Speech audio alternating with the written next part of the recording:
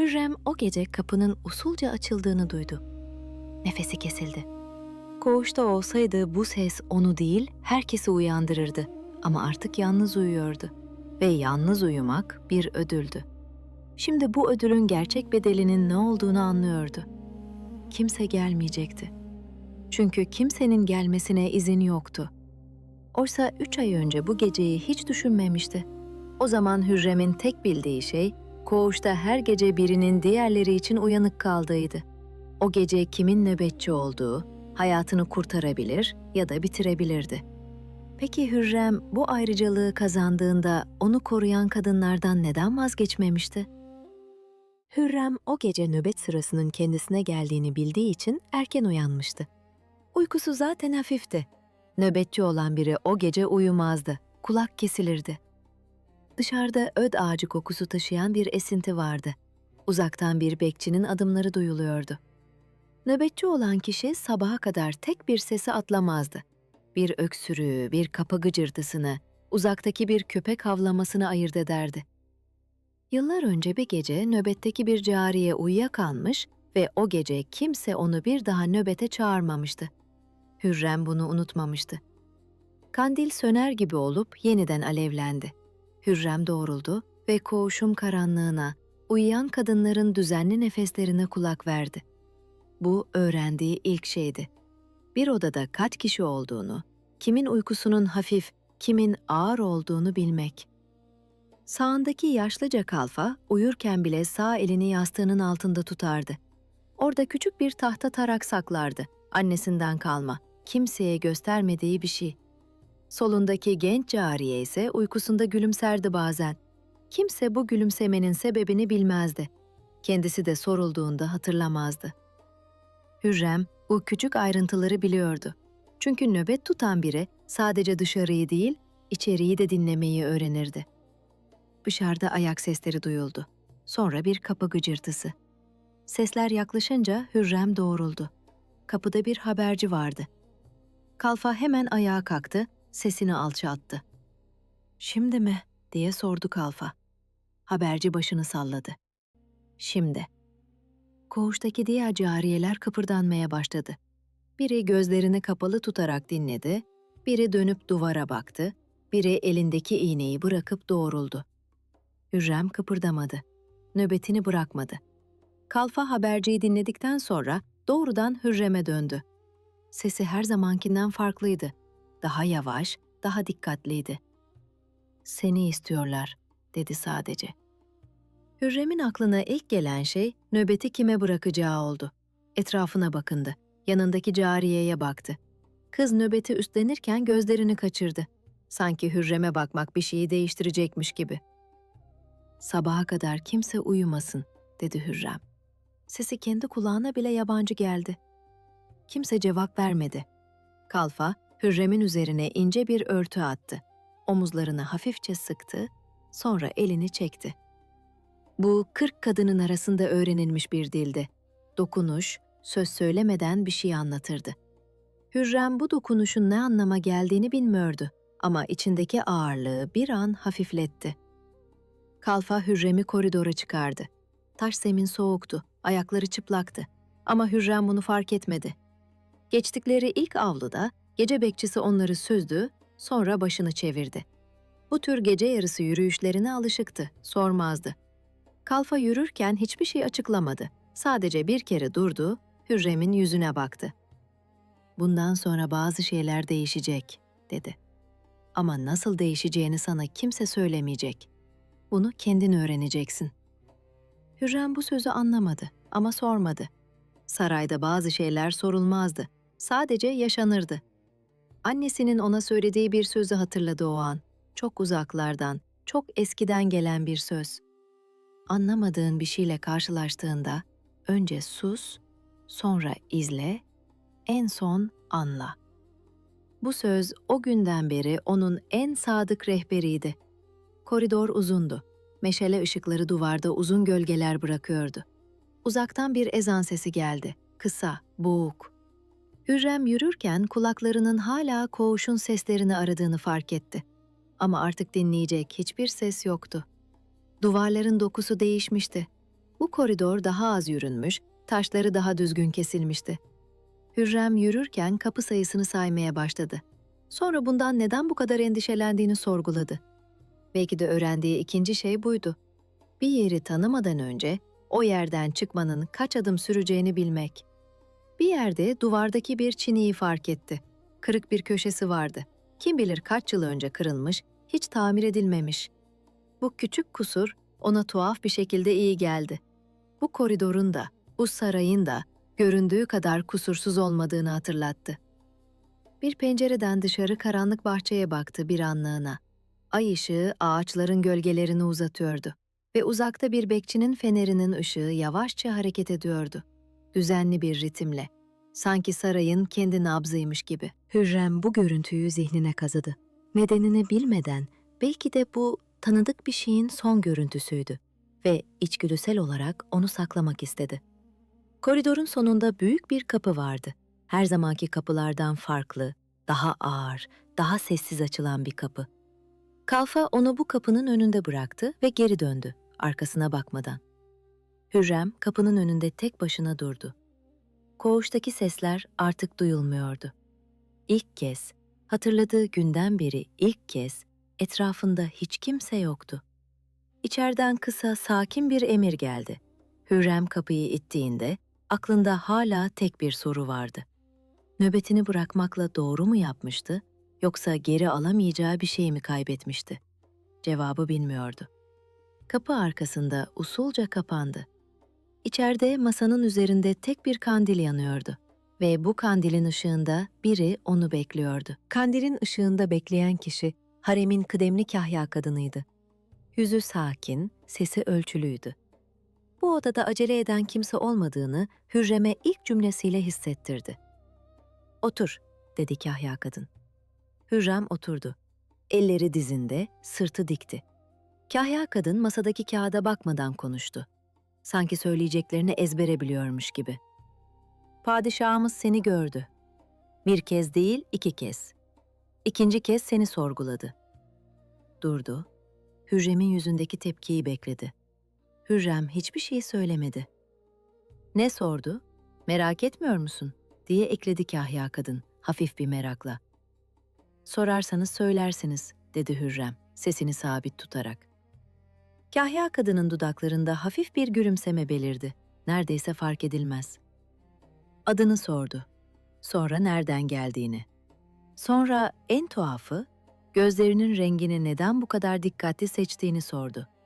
Sanki bunu sen ayarlamışsın gibi. Hürrem bu söze şaşırdı ama sesini çıkarmadı. "Cevap vermeyi denemedim bile," diye ekledi kahya kadın. "Bazı sorulara cevap yoktur. Sadece sonuç vardır." "Bundan sonra koğuşta kalmayacaksın," dedi kahya kadın. "Sana ayrı bir oda veriliyor. Kendi kandilin, kendi örtün, kendi kapın olacak." Hürrem'in ilk hissi gurur oldu. Sıcak, ani, göğsünde yükselen bir şey. Ama bu his uzun sürmedi. Çünkü kahya kadının sesindeki bir şey, belki de fazla düzgünlüğü, Hürrem'i tedirgin etti. "Bu bir onur," dedi Hürrem, kendi sesini test eder gibi. Kahya kadın ona ilk kez doğrudan baktı. "Sarayda her onurun bir bedeli vardır. Onu şimdiden bilmeni isterim. Çünkü sana kimse söylemeyecek." "Ne bedeli?" Kahya kadın bir an sustu. Sanki cevabı vermeye değip değmeyeceğini tartıyordu. Elini masaya koydu, parmaklarıyla kağıdın kenarını düzeltti. "Yıllar önce ben de aynı odayı aldım," dedi sonunda. Sesi biraz daha yumuşamıştı.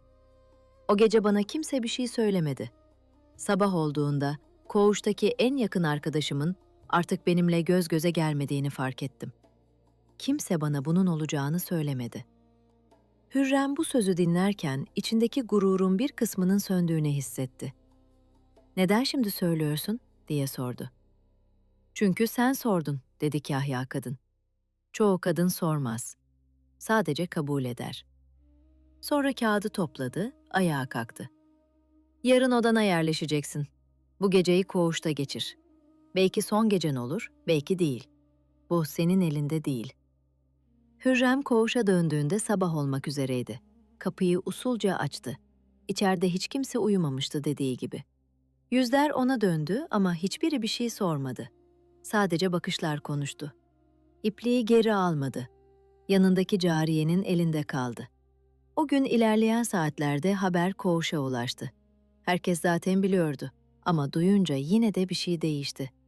Bir cariye Hürrem'in yanına gelip tebrik etti. Sesi gerçek görünmeye çalışan ama gerçek olmayan bir sıcaklık taşıyordu. Başka biri hiç yaklaşmadı, sadece uzaktan izledi. Öğleye doğru koğuşun en yaşlı kadını, 40 yılını bu duvarlar arasında geçirmiş biri, Hürrem'in yanına oturdu, elindeki işi bırakmadan. "Sana bir şey söyleyeceğim değil," dedi gözlerini işinden kaldırmadan. "Ama bir şey soracağım. Orada, o odada, gece kim seni dinleyecek?" Hürrem cevap veremedi. Çünkü bu soruyu kendisi de henüz sormamıştı. Yaşlı kadın başını salladı. Sanki cevabı zaten biliyormuş gibi. Ve işine devam etti, başka bir şey söylemeden. Hürrem akşama kadar eski yerinde oturdu. İğne işine devam etti. Sanki hiçbir şey değişmemiş gibi davrandı. Ama elleri normalden daha sık birbirine kenetleniyordu. Sıkıp gevşetiyordu. Sanki bir daha bu kadar yakın olamayacağını biliyormuş gibi. Taşınma yarına bırakılmıştı. Bir gecesi daha vardı. Kahya kadının söylediği gibi. Belki son gecesi, belki değil. Gece yarısı uyanık yattığında koğuşun tanıdık seslerini saydı. Birinin düzenli nefesi, uzaktaki bir öksürük, tahta zeminin gecenin serinliğiyle çıtırdaması. Bu sesleri artık kaç gece daha duyacağını bilmiyordu. Gözlerini kapattı. Zihninde koğuştaki her kadının adını sırayla saydı. Sanki onları böyle sayarak yanında tutabilirmiş gibi ve ilk kez kendine bile itiraf etmediği bir korkuyla bu sesleri özleyeceğini fark etti. Öğleye doğru Hürrem su almak için avluya çıktığında Şükriye onu orada bekliyordu. Koğuşun en kıdemli cariyelerinden biriydi Şükriye. Sesi az çıkar ama gördüğü her şeyi hatırlardı. Hürrem'e ilk günlerinde ekmeğini paylaşan oydu. "Bir şey söyleyeceğim, bir kere söyleyeceğim," dedi Şükriye testiye bakarak, Hürrem'in yüzüne değil. Hürrem durdu. "Nöbet hakkını kimseye bırakma," dedi Şükriye. "Ne olursa olsun kendini bu düzenin dışına attırma." "Ama artık kendi odam olacak. Kimse benden nöbet beklemeyecek." "Bilmiyorum ne demek istediğimi tam olarak," diye kesti Şükriye sözünü. Sesi ilk kez titredi. "Ama bir gün anlayacaksın. O zaman beni hatırla." Hürrem'in içinde bir soru büyüdü. Ama sormaya vakit bulamadan Şükriye testisini doldurup uzaklaştı. Arkasına bakmadan, sanki söylediği şeyi geri alabilirmiş gibi hızlı adımlarla. Hürrem orada, avlunun ortasında, elinde boş bir kap, uzun süre durdu. Şükriye'nin sesindeki titremeyi düşündü. Bu korkan birinin sesiydi. Ama neyden korktuğu belli değildi. Avlunun öbür ucunda bir grup cariye kumaş yıkıyordu. Kahkahaları rüzgarla taşınıp Hürrem'e kadar geliyordu. Bu ses bir hafta önce onun da parçası olduğu bir sesti. Şimdi kulağına uzak geliyordu. Sanki bir duvarın ardından duyuluyormuş gibi. Elindeki kabı doldurmadan geri döndü. Aklı hala Şükriye'nin sözündeydi. Yolda kuyunun yanında oturan başka bir cariyeye rastladı. Adı Handan'dı. Ondan bir yaş büyük ama hiç konuşmamışlardı gerçek anlamda. Handan ona baktı. Bir şey söyleyecek gibi oldu, sonra vazgeçti. Sadece başımı salladı. Hürrem bu selamlaşmayı tuhaf buldu ama üzerinde durmadı. O günlerde herkesin ona bakışı biraz değişmişti ve bunun sebebini artık sorgulamıyordu. Akşama kadar bu sözü kimseye anlatmadı. Ama koğuşa döndüğünde o gece nöbetçi olan cariyeye daha uzun baktı. Daha önce hiç bakmadığı gibi. O gece uyumadı. Şükriye'nin sözünü zihninde defalarca tekrarladı. Her tekrarında farklı bir anlam bulmaya çalıştı. Belki sadece eski bir gelenek sözüydü. Anlamsız bir uğur temennisi. Belki değildi. Sabah olduğunda kahya kadının adamları geldi. Eşyalar azdı. Bir bohça yeterdi. Adamlar beklerken Hürrem son bir kez koğuşun içine baktı, sonra Şükriye'nin yanına gitti, sesini alçaltarak, "Beni de saymaya devam edin," dedi. "Ne olursa olsun, beni de sayın." Hızlı, sessiz bir konuşma kimsenin duymadığını umduğu bir konuşma. Ayşe bohçayı bağlarken yardım etti. Elleri hızlı ve pratikti. Yıllarca birlikte yaptıkları bir işti bu. "Bu son kez mi yardım ediyorum sana?" diye sordu. Şaka gibi ama sesinde gerçek bir soru vardı. "Umarım değildir," dedi Hürrem. Ayşe gülümsedi ama gülümsemesi tam oturmadı yüzüne. "Umarım da öyle olur." "Sana lazım olmayacak artık," dedi başka bir cariye, şaşkın, duyduğuna inanamayarak. "Kimse senden nöbet beklemeyecek artık." Diğer kadınlar da izliyordu bu konuşmayı. Biri fısıldadı yanındakine, duyulmasın diye ama duyuldu. "Bak, hala ondan vazgeçmiyor. Belki de yükseldiğine hala inanmıyor." Bir başkası karşılık verdi daha yumuşak bir sesle. "Ya da tam tersi, belki de yükselmenin bedelini şimdiden biliyor." "Belki de," dedi Hürrem. Ama içinden bu düzenin tamamen dışında kalmayı kabul etmedi. Kimseye açıklama yapmadı. Şükriye'nin sözü hala kulağındaydı. Ve bu söz, kendini bu düzenden koparmama kararını kolaylaştırmıştı, anlamını bilmese de. Koğuşun kapısında durup arkasına baktı. 30 kadın vardı içeride ama hiçbiri ayağa kalkmadı. Şükriye de kalkmadı. Sadece başını hafifçe salladı, göz göze gelmeden. Yeni oda koğuştan 3 koridor ötedeydi. Küçüktü ama tek başınaydı. Gerçek bir kapısı vardı, bir mandalı vardı. Hürrem mandalı eline aldığında bunun ne kadar hafif olduğunu fark etti. Koğuşun kalın, ağır sürgüsüne hiç benzemiyordu. Bohçasını açtı, eşyalarını yerleştirdi. Şükriye'ye söylediği sözü kimseye anlatmadı. Sanki biri duyarsa geri alınabilirmiş gibi. Odanın köşesinde küçük bir sandık vardı. Boştu. Önceki sahibinden kalma tozla kaplı. Hürrem eliyle tozu sildi. Kapağını açtı, içine baktı. Boş bir sandık bile bir geçmişin izini taşıyordu. Kimin daha önce burada yaşadığını hiç bilmeyecekti. Eşyalarını yerleştirirken elleri bir anda durdu.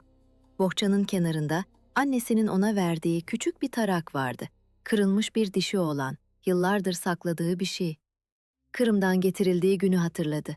O günün soğuğunu, gemide geçirdiği geceleri, bilini bilmediği insanların arasında büyüdüğü ilk ayları. O zamanlar da yalnızdı ama farklı bir yalnızlıktı. Kimseyi tanımadığı için yalnızdı. Şimdi olduğu gibi herkesi tanıyıp kimseye ulaşamadığı için değil. Tarağı bohçanın en üstüne koydu. Dikkatle, yanında taşıdığı tek hatıraymış gibi. O gece kandilini kendi yaktı, kendi söndürdü. Hiç kimse yanında nöbet tutmadı çünkü tutacak kimse yoktu. Hürrem karanlıkta uzanırken koğuşta duyduğu sesleri, düzenli nefesleri özledi. Bu özlemin bir adı olduğunu henüz bilmiyordu. Duvara döndü, gözlerini kapattı, uyumaya çalıştı. Ama zihni durmuyordu. Kahya kadının sözlerine, cariyenin şaşkın yüzünü, koğuşun kapısında ardına bakmayan 30 kadını tekrar tekrar düşündü. Bir noktada yorgunluktan mı yoksa çaresizlikten mi bilemeden gözyaşları usulca aktı. Sessizce, kimsenin göremeyeceği bir karanlıkta. Bu kimseye gösteremeyeceği bir ağlayıştı. Yeni odasının tek avantajı belki de buydu. Kimsenin onu bu halde görmemesi. Dışarıda bir ayak sesi duydu. Uzaktan, geçip gitti. Koğuşta olsa bu sesi 30 kişi birden duyar, biri diğerine fısıldardı. Bu kim, nereye gidiyor? Burada sesi duyan sadece kendisiydi. Yorumlayacak, karşılaştıracak, güvenecek kimsesi yoktu. Mandalı kontrol etti. Bir kez, 2 kez.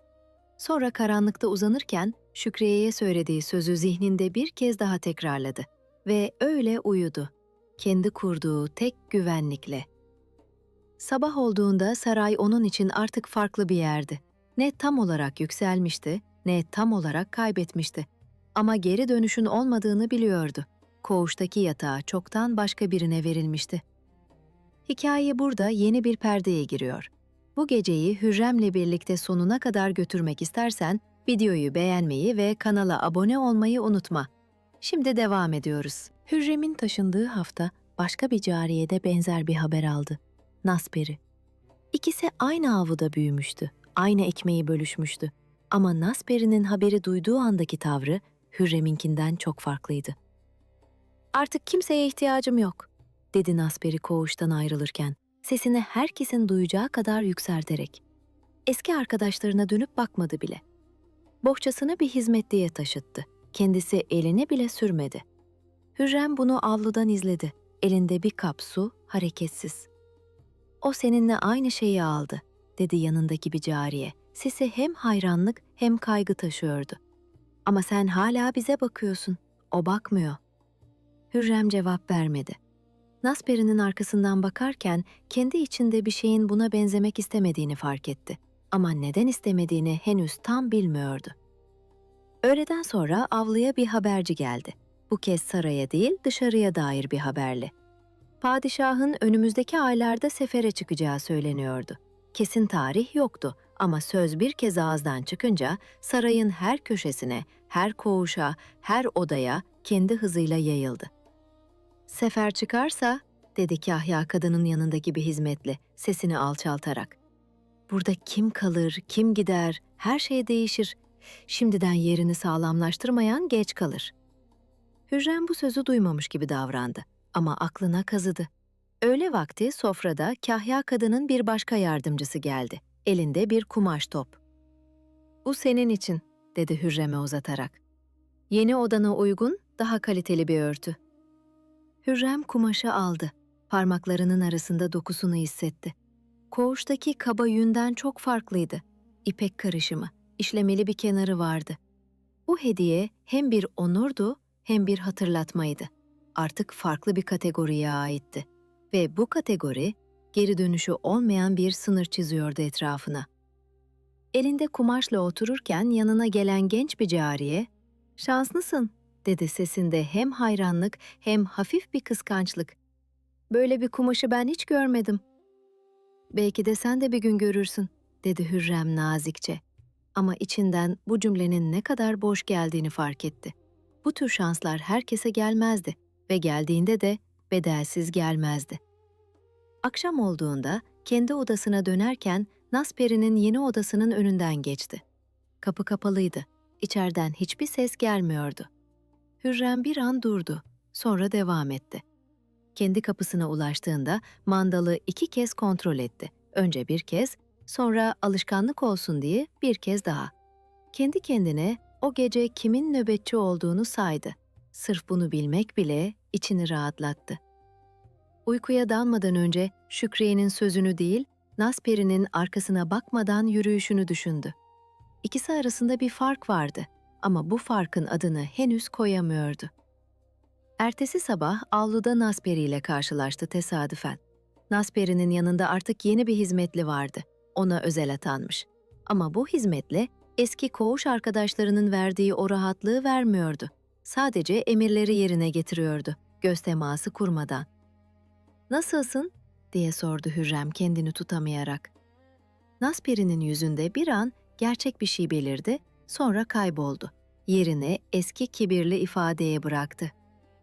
"Çok iyiyim," dedi. Sesi bir tık fazla yüksekti. Sanki kendisini de ikna etmeye çalışıyordu. "Neden sormuyorsun ki? Ben herkesten daha iyiyim şu an."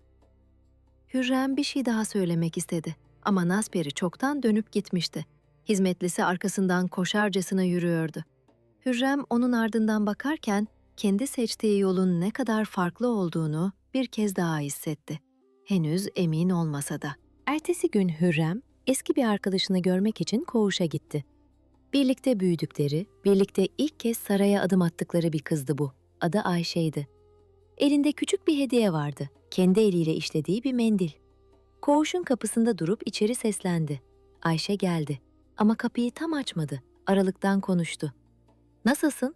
diye sordu Hürrem. "İyiyim," dedi Ayşe. Sesi mesafeliydi.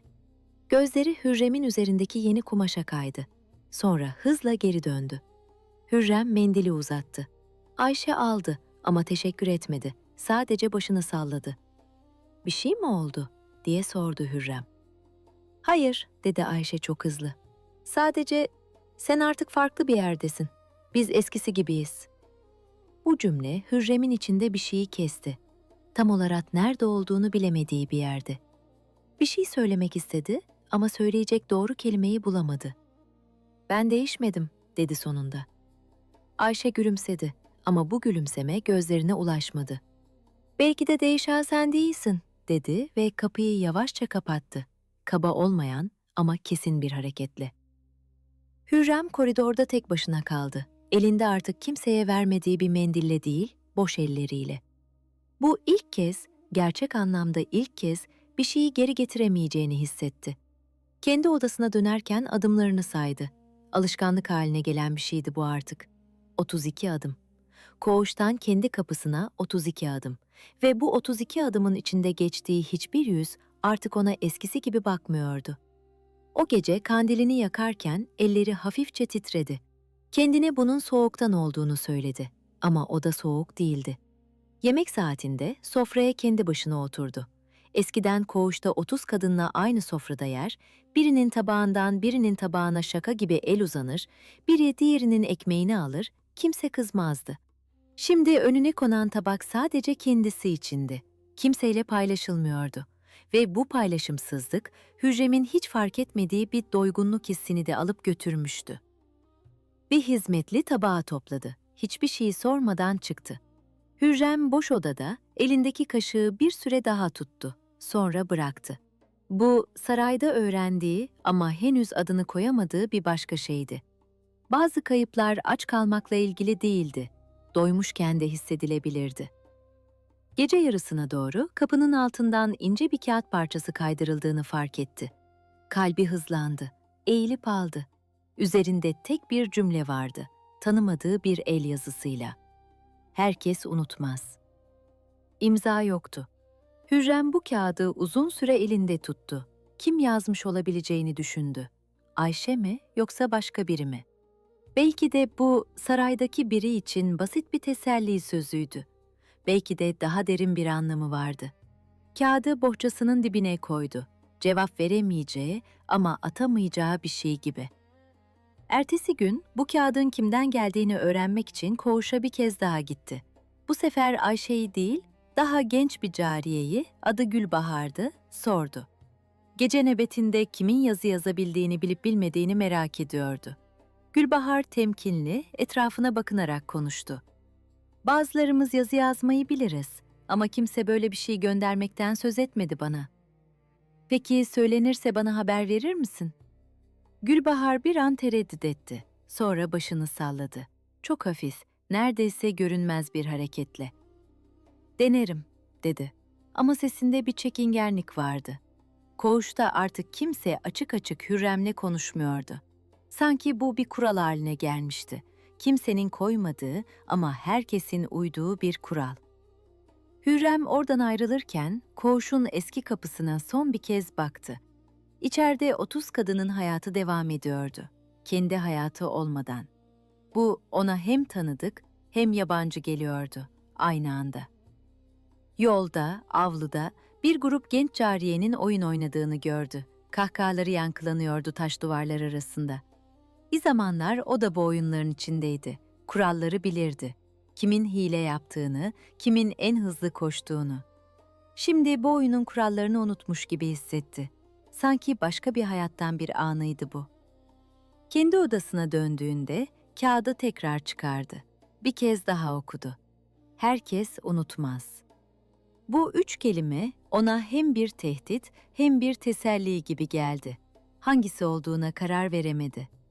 Belki de ikisi de doğruydu, aynı anda. Gece yarısını çok geçmişti. Hürrem uykuya dalmıştı. Hafif, kesik bir uykuydu. Koğuştaki gibi değildi. Orada onlarca nefes arasında güvenle uyurdu. Burada her ses onu kendi başına uyandırıyordu. Bir ayak sesi duydu. Uzak değildi. Koridorda, kapısının hemen önünde gibiydi. Gözlerini açtı, kıpırdamadı. Kandil sönmüştü. O da tamamen karanlıktı. Ses tekrar geldi. Bu kez daha yakın. Sonra durdu. Kalbi hızlandı. Koğuşta olsaydı şimdiye kadar en az 3 kişi uyanmış olurdu. Biri kalkıp kapıya bakardı, biri fısıltıyla soru sorardı. Burada sadece kendi nefesinin sesi vardı. Aklından hızla geçti. Bu odanın planını kim biliyordu? Kahya kadın, onu buraya getiren hizmetliler, belki bir de mimarlar. Ama gece bu koridorda kimin dolaştığını, hangi kapının hangi sese kadar açıldığını bilen kimse yoktu. Çünkü bu bilgi koğuşta ortak bir bilgiydi. 30 kadının birlikte biriktirdiği bir bilgi. Burada ise tek kişinin taşıyabileceği bir yük değildi. Mandalı düşündü. Takılı mıydı? Hatırlayamadı. Yavaşça, çok yavaşça doğruldu. Elini uzattı, karanlıkta mandalı buldu, dokundu. Kapalıydı. Ama bu bilgi onu rahatlatmadı. Dışarıda bir gölge kapının altındaki aralıktan geçti. Işığı bir an kesti, sonra geçti. Hürrem nefesini tuttu. Bağırmak istedi ama kime? Koğuşla bir çığlık 10 kişiyi ayağa kaldırırdı. Burada kimse yoktu duyacak ya da duysa bile gelecek. Uzun bir sessizlik oldu. Sonra ayak sesleri uzaklaştı. Gitgide sönerek sonunda hiç. Hürrem sabaha kadar uyumadı. Karanlıkta oturdu. Kulak kesildi. Sanki dinlemenin kendisi bir güç verecekmiş gibi. Ama bilirdi ki dinleyen sadece kendisiydi artık. Kimse onun içinde dinlemiyordu. Sabah olduğunda gece gördüğü şeyi kimseye anlatmadı. Kime anlatacaktı? Kahya kadına giderse zayıf görünürdü. Şükriye'ye giderse onun neden uyardığını sorması gerekirdi ve bu sorunun cevabından korkuyordu. Bu sessizliği kendi başına taşımaya karar verdi. Bu, sarayda öğrendiği 3. şeydi. Bazı korkular paylaşılınca küçülmez. Sadece bir kişiden 2'ye yayılır. O gün elindeki işi bitiremedi. İğnesi parmağına battı. Kanadı. Kumaşa küçük bir leke bıraktı. Kumaşı çevirdi, lekeyi gizledi. Sonra elini önlüğüne sildi.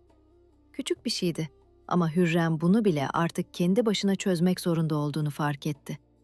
Koğuşta biri hemen bir bez uzatırdı. Burada kimse fark etmedi. Akşam yemeğinde sofrada otururken dışarıdan geçen bir hizmetlinin ayak sesini duydu ve elindeki kaşığı bir an bıraktı. Kulak kesildi.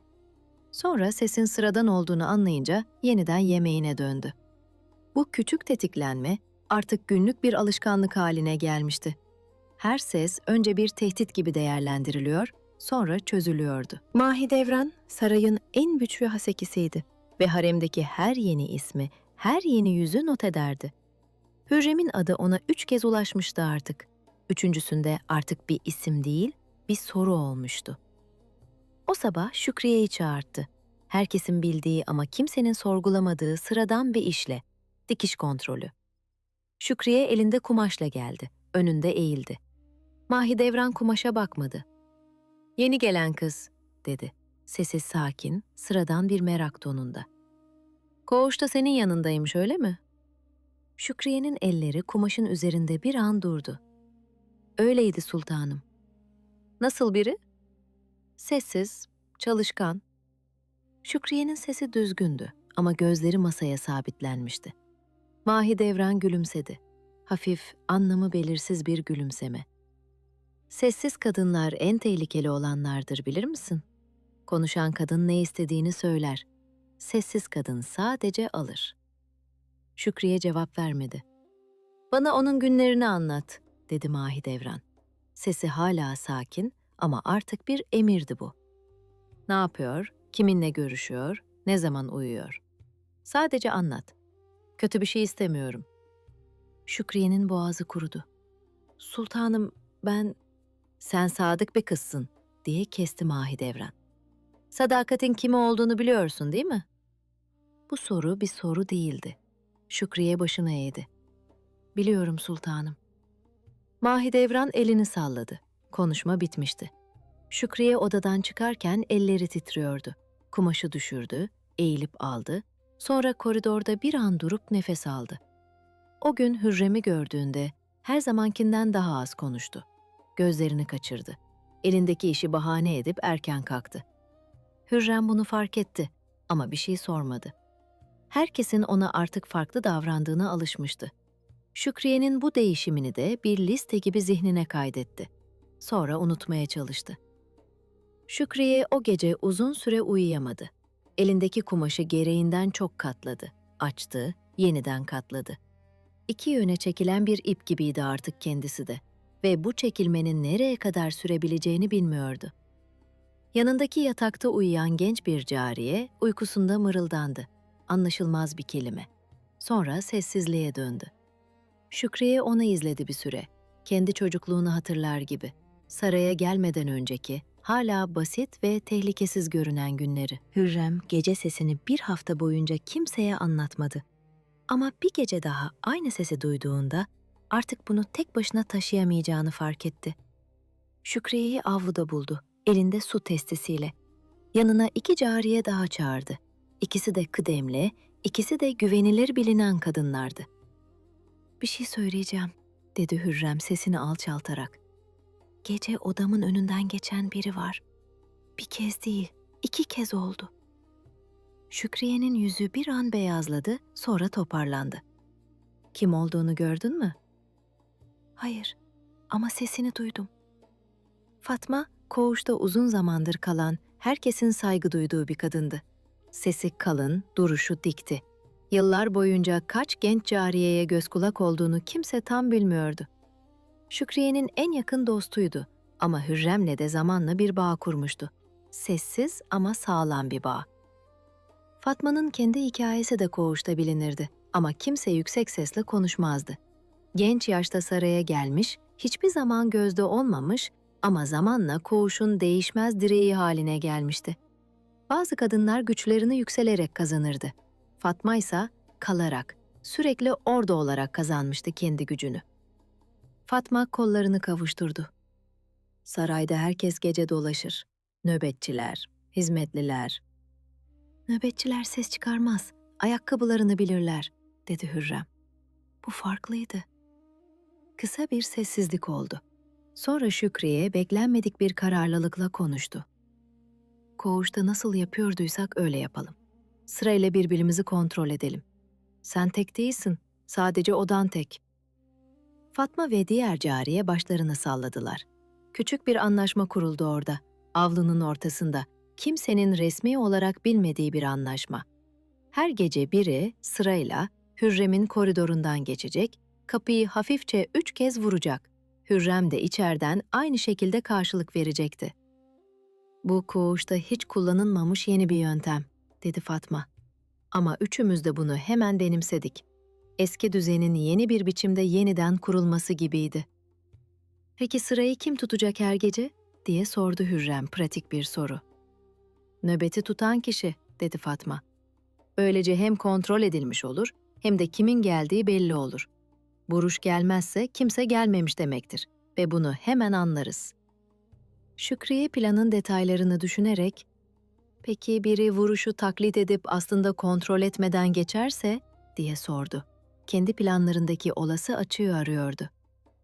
"O zaman güvene dayanır," dedi Hürrem. "Tıpkı her şey gibi."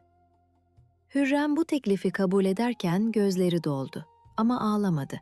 Sadece başını salladı. Diğer kıdemli cariye adı Zeliha'ydı. Koğuşta uzun süredir kalan sessiz ama gözlemci bir kadın konuşmaya katıldı. "Ben de yardım ederim," dedi. "Ama bir şartla. Bu düzenin varlığını Mahidevran'ın adamlarına asla açık etmeyeceğiz. Gizlilik en büyük korumamız." Hürrem başını salladı, onayladı. Zeliha'nın deneyimli bakışı bu planın ciddiyetini bir kat daha arttırdı. Fatma anlaşmanın nasıl işleyeceğini daha somut hale getirdi. "Her gece nöbetçi olan kapıyı 3 kez hafifçe vuracak," dedi. "Sen de içeriden aynı şekilde karşılık vereceksin.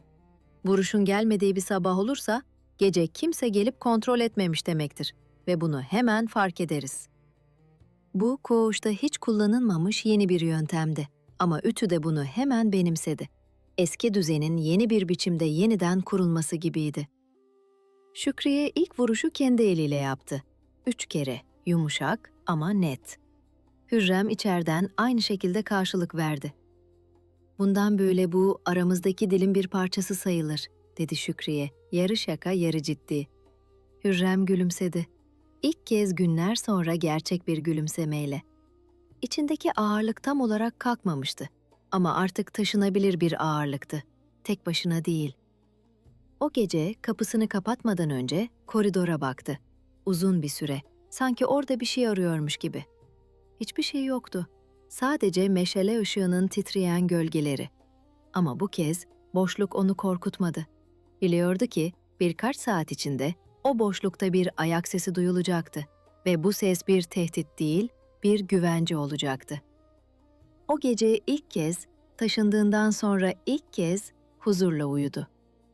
Kandili söndürmeden önce o akşamki vuruşu zihninde bir kez daha duydu. Sonra bohçasındaki tarağa ve mühürlü kağıda dokundu. Kısa bir tören gibi. Bu yeni. Edindiği bir alışkanlıktı ve her gece biraz daha az korkuyla, biraz daha çok huzurla yapıyordu bunu. Ertesi sabah Fatma ile birlikte avluya çıktılar. Güneş henüz yeni doğmuştu. Fatma elindeki bir demet otu koklayarak, "Bunu bilir misin?" diye sordu Hürrem'e uzatarak. "Nane. Anadolu'da her evin bahçesinde vardı. Ben de bir zamanlar öyle bir bahçem olduğunu unutmuşum, bugün bu kokuyu duyana kadar." Hürrem koklamak için eğildi. "Ben hiç bahçe görmedim," dedi. "Sadece deniz." "Anlat bana," dedi Fatma, gerçek bir merakla. Ve Hürrem ilk kez saraya geldiğinden beri kendi geçmişinden birine gönüllü olarak bahsetti. Kısa, parça parça cümlelerle ama gerçekti bu paylaşım. Ve Fatma'nın dinleme biçimi, Hürrem'in içindeki bir şeyin biraz daha yumuşamasını sağladı. "Deniz nasıl kokar?" diye sordu Fatma, gerçek bir merakla. Hiç deniz görmemiş biri gibi. "Tuz gibi," dedi Hürrem gülümseyerek. "Ve biraz da balık gibi. Ama en çok tuz gibi. Ve soğuktur. Her zaman soğuktur. Yaz olsa bile." "Bir gün göreceğim belki," dedi Fatma umutla. Ama sesinde bunun gerçekleşmeyeceğini bilen birinin hüznü de vardı. Saray hizmetlileri nadiren sarayın dışına çıkardı, denizi görmek bir yana. Hürrem bu hüznü fark etti ve bir an için kendi şansının ne kadar acı bir yolla gelmiş olursa olsun, gerçekten bir şans olduğunu düşündü. Anlaşma 3 gece işledi. 4. gece Fatma'nın koridordan geçerken bir sesle karşılaşması, hepsinin birlikte hızlıca müdahale etmesiyle sonuçlandı. Sesin sahibi sıradan bir hizmetli çıktı. Yanlış koridora girmiş ama korku gerçekti ve birlikte çözülmüş olması Hürrem'e güven verdi. "Görüyorsun," dedi Şükriye o gece Hürrem'in kapısında. "Yalnız değilsin." Hürrem gülümsedi. "Sayenizde." "Hayır," dedi Şükriye düzelterek. "Senin sayende. Sen sormasan biz de gelmezdik. Bazı insanlar yardım istemekten korkar. Çünkü zayıf görünmekten korkarlar. Sen korkmadın." "Çok korktum aslında," dedi Hürrem dürüstçe. "Ama korkumdan daha büyük bir şey vardı. Yalnız kalma korkusu. Yardım isteme korkusundan daha büyüktü. Ama Şükriye'nin yüzünde bir şey vardı. Tam gülümsemeyen bir gölge. Hürrem bunu fark etti, sormadı. "İyi misin?" diye sordu yine de kendini tutamayarak. Şükriye bir an duraksadı. "Yorgunum sadece," dedi ve cümlesini bitirmeden geri döndü. Hızlı adımlarla, sanki bir şey söylemekten korkuyormuş gibi. Hürrem kapısını kapattı. Ama Şükriye'nin yarım kalan cümlesini uzun süre düşündü. Bir şey eksikti bu güven ağında. Ama neyin eksik olduğunu tam olarak göremiyordu. Ertesi gün Fatma ile konuşurken bu konuyu açtı. "Şükriye son zamanlarda tuhaf," dedi dikkatli bir dille, suçlamadan. Fatma'nın yüzü bir an gerildi. "Herkesin kendi yükü var Hürrem. Belki de ailesiyle ilgili bir şeydir ya da eski bir borç.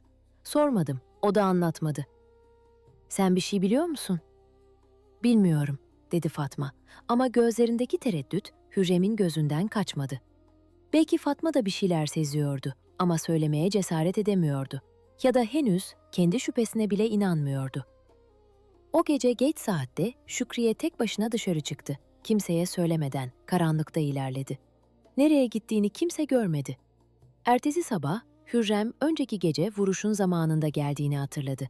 Ama Şükriye'nin gözlerinin altında yeni bir gölge vardı. Uykusuzluktan çok başka bir şeyden kaynaklanan bir gölge. Hürrem bunu sordu. Şükriye, "İyiyim," dedi. Çok çabuk, çok hazır bir cevaptı bu. Sanki önceden provalanmış gibi. O gün ilerleyen saatlerde Hürrem kendi kendine bir deney yapmaya karar verdi. Şükriye'ye hiçbir özel önem taşımayan sıradan bir soru sordu. Sadece onun tepkisini görmek için. "Yarın hangi kumaşı dikeceksin?" diye sordu gündelik bir merakla.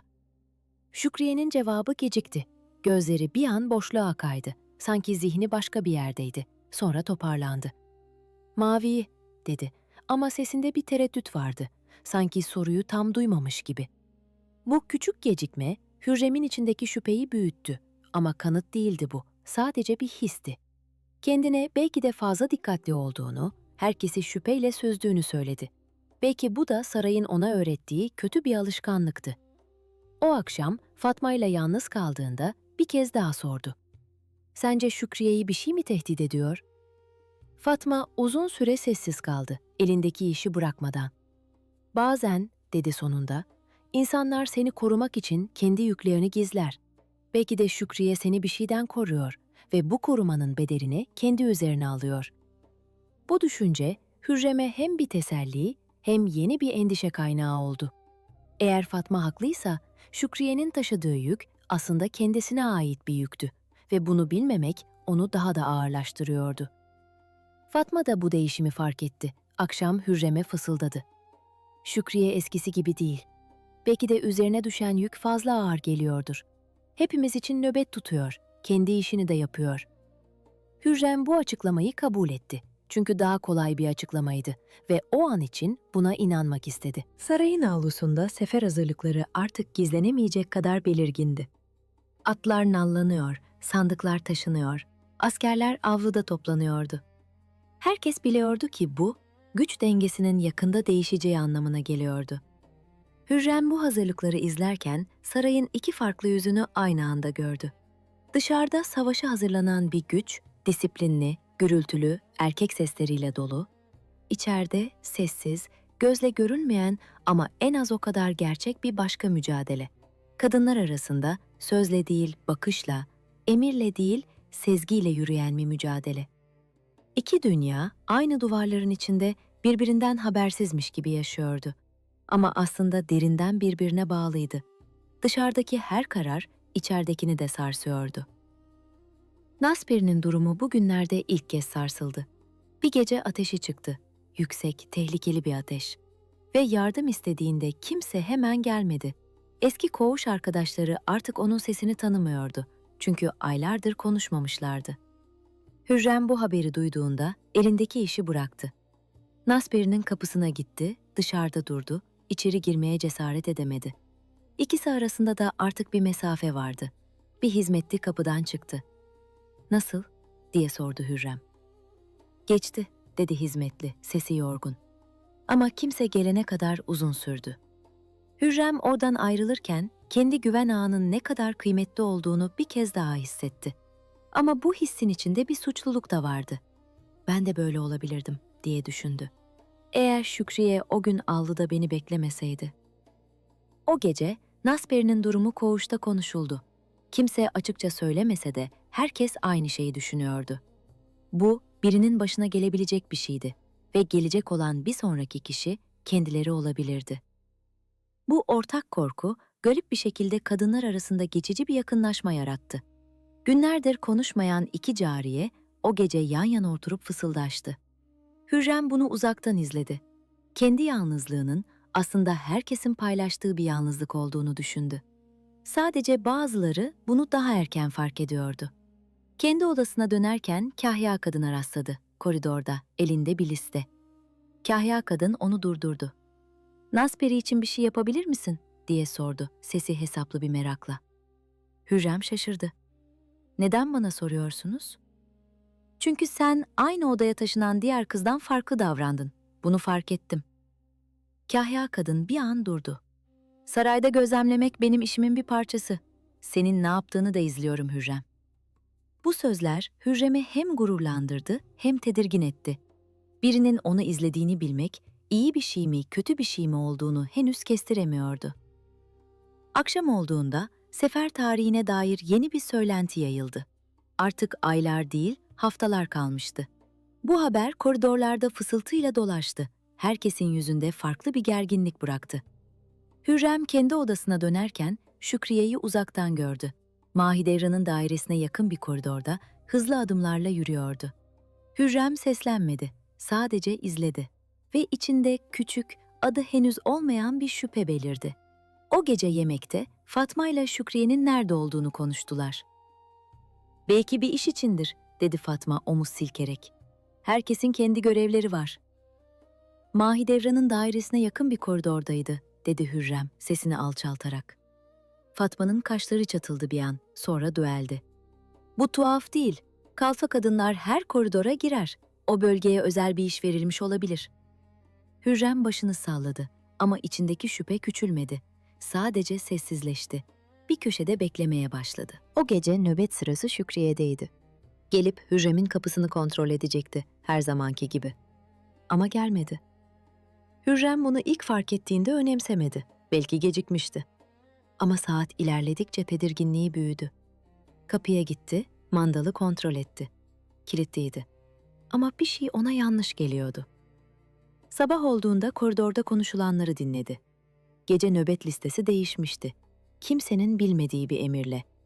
Şükriye'nin yerine başka bir hizmetli atanmıştı, tanımadığı biri. Hürrem bu değişimin arkasında kimin olduğunu sormaya gittiğinde, kahya kadının yardımcısı ona sadece "üstten emir" dedi. Başka bir açıklama vermedi. Şükriye'yi bulduğunda onun gözlerindeki korkuyu ilk kez bu kadar açık gördü. "Ne oldu?" diye sordu Hürrem sesini yükseltmeden. Şükriye cevap vermedi, sadece başını çevirdi. "Şükriye, bana bak." Şükriye baktı ama gözlerinde bir şey kırılmıştı. Elimden bir şey gelmedi," dedi. Sesi zar zor duyulacak kadar alçaktı. Hürrem'in içinde bir şey soğudu, hızla, aniden. Anladı ki nöbet listesinin değişmesi tesadüf değildi ve Şükriye bu değişimin bir parçasıydı, isteyerek ya da istemeyerek. Aklından geçen ilk düşünce garip bir şekilde öfke değildi. 3 ay önce Şükriye'nin ona söylediği o belirsiz uyarıyı hatırladı. Belki de o gün Şükriye ona bir şey söylemeye çalışıyordu ama söyleyemiyordu. Çünkü zaten o zaman bile bir şeylerin içindeydi. Kahya kadının yardımcısının yanından ayrılırken koridorda durup düşündü. Bu değişimi kim istemiş olabilirdi? Aklına ilk gelen isim Mahidevran'dı. Ama bunu kanıtlayacak hiçbir şeyi yoktu. Sadece bir sezgisi vardı. Fatma yanlarına geldi. İkisinin yüzündeki ifadeyi görünce durdu. "Ne oluyor?" Hürrem cevap vermedi, gözlerini Şükriye'den ayırmadan. Koridorda bir sessizlik oluştu. Üçü de kıpırdamadı. Sanki kim önce konuşursa bir şeyi geri alamayacakmış gibi. "Konuşmamız lazım," dedi Hürrem sonunda. Sesi zorlukla sakin kalıyordu. "Ama burada değil." Fatma, ikisinin arasındaki gerginliği hissederek geri çekildi. "Ben mutfağa gidiyorum," dedi. Gerçekte bir bahaneydi bu, ikisini yalnız bırakmak için. Şükriye'yi kendi odasına çağırdı, kapıyı kapattı. İlk kez ikisi tam olarak yüz yüze, kimsenin dinlemediği bir yerde oldular. "Mahidevran mı?" diye sordu Hürrem doğrudan. Dolaylı sormaya gücü kalmamıştı. Şükriye'nin yüzü çöktü. Başka bir şey söylemeye çalıştı ama söyleyemedi. Sonunda başını salladı, evet anlamında. "Ne zamandır?" "Sen taşındığından bir gün sonra," dedi Şükriye. Sesi titriyordu artık, tutamıyordu. "Beni çağırdı. Senin günlerini sordu.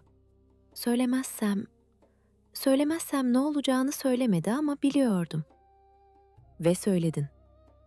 "Küçük şeyler, önemsiz şeyler."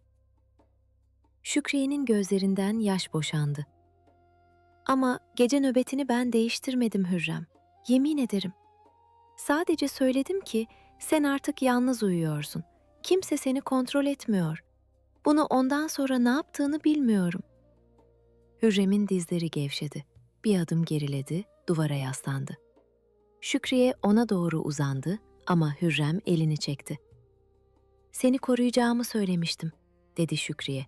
Eli hala havada, Hürrem'e uzanmış halde. "O yüzden sana nöbet hakkını bırakmamanı söyledim. Hatırlıyor musun? En azından o kadarını yapabildim." Hürrem'in içinde ihanet ve anlayış aynı anda çakıştı. Birbirine karışan iki duygu. Odadan çıktı, Şükriye'yi orada bırakarak. Tek başına yürüyecek yeri bile bilmeden koridorda ilerledi. Avluya çıktı. Gece havası yüzüne çarptı. Soğuktu ama bu soğuk iyi geldi. Bir taşın üzerine oturdu. Dizlerini göğsüne çekti. Uzun süre öyle kaldı. Yıldızlar açıktı o gece. Sarayın üzerinde her zamanki gibi kayıtsız duruyorlardı. Fatma onu buldu. Yanına oturdu. Hiçbir şey sormadı. Sadece omzuna bir şal örttü. Bu sessiz jest Hürrem'in içindeki bir şeyi biraz yumuşattı. Belki de her şey kaybolmamıştı. Belki hala elinde tutabildiği bir şeyler vardı. "Şükriye'yi affedecek misin?" diye sordu Fatma sonunda, çok alçak sesle. "Bilmiyorum," dedi Hürrem dürüstçe. "Ama onu tamamen kaybetmeyi de istemiyorum." Hürrem 2 gün Şükriye ile konuşmadı. 2 gün boyunca kendi kapısını kendi kontrol etti. Mandalı defalarca sıktı. Ama artık eskisi gibi güvenmiyordu bu mandala. Bir düzenin kırılabileceğini öğrenmişti. 3. gün Şükriye kendisi geldi. Kapıyı çaldı. Cevap gelmese de gitmedi. Hürrem sonunda kapıyı açtı. "Gitmeyeceğim," dedi Şükriye. Sesi kararlıydı bu kez. Önceki titremeden farklı. "Bana kızgın olabilirsin ama bir şeyi bilmeni istiyorum. Sonra istersen kapıyı bir daha hiç açma." Hürrem kollarını kavuşturdu ama içeri girmesine izin verdi. "Mahidevran beni ilk çağırdığında," dedi Şükriye, "hayır diyebileceğimi sandım. Sonra oğlunu, kardeşimin çocuklarını nasıl koruduğunu anlattı. Benim de bir gün kimseye ihtiyacım olacağını söyledi ve o gün kimin yanımda olacağını sordu. Korktum Hürrem. Sana ihanet etmek istemedim ama korktum." Hürrem sessiz kaldı. Şükriye'nin devam etmesine izin verdi. "Sana nöbet hakkını bırakmamanı söylediğim gün aslında sana bir uyarı vermeye çalışıyordum ama açıkça söyleyemedim. Söylersem Mahidevran'ın beni fark edeceğinden korktum. Bu benim korkaklığımdı ama seni sevmediğimden değil." "Nöbetli sesini sen mi değiştirdin?" "Hayır, yemin ederim hayır. Ben sadece sordukları sorulara cevap verdim. Sonrasını onlar yaptı." Şükriye'nin sesi kırıldı. "Ama bu benim suçsuz olduğum anlamına gelmiyor. Biliyorum." Hürrem uzun süre konuşmadı. Sonunda elini yavaşça uzattı, Şükriye'nin eline değdi. Sıkmadı ama çekmedi de. "Güvenmeyi bana sen öğrettin," dedi. "Şimdi bana kime güveneceğimi de öğretmen gerekiyor." Şükriye'nin sesi kısıldı. Gözlerinde farklı bir yaş vardı, hafifleyen bir yaş. "Sana yalan söylemeyeceğim bir daha. Ne pahasına olursa olsun." Hürrem başını salladı. Tam bir affediş değildi bu ama bir başlangıçtı. Bir süre ikisi de konuşmadı. O da sadece kandilin cızırtısıyla doluydu. Sonunda Hürrem sordu. "Seni bir daha çağırırsa ne yapacaksın?" Şükriye'nin cevabı hemen gelmedi. Düşündü. "Bilmiyorum tam olarak. Ama bu sefer sana söyleyeceğim. Aynı gün, aynı saatte. Bu sözü veriyorum." "Bu yeterli mi?" "Belki değil," dedi Şükriye dürüstçe. "Ama elimden gelen en iyi şey bu. Mükemmel bir koruma vaat edemem. Sadece dürüstlük vaat edebilirim." Hürrem bu cevabı bekliyordu belki de. Çünkü mükemmel bir güvenceye artık inanmıyordu. Dürüstlük, eksiklerine rağmen ona yeterli geldi. Şükriye giderken kapının eşiğinde bir an durdu. "Bir şey daha," dedi. "Nöbet düzenimizi Fatma'ya da anlatmıştım, ondan önce. Sana söylemeliydim, saklamak istemedim ama nasıl açacağımı bilemedim. Fatma her şeyi biliyor. Sen taşınmadan çok önce, ilk uyarıyı verdiğim günden beri." Bu bilgi Hürrem'i şaşırttı.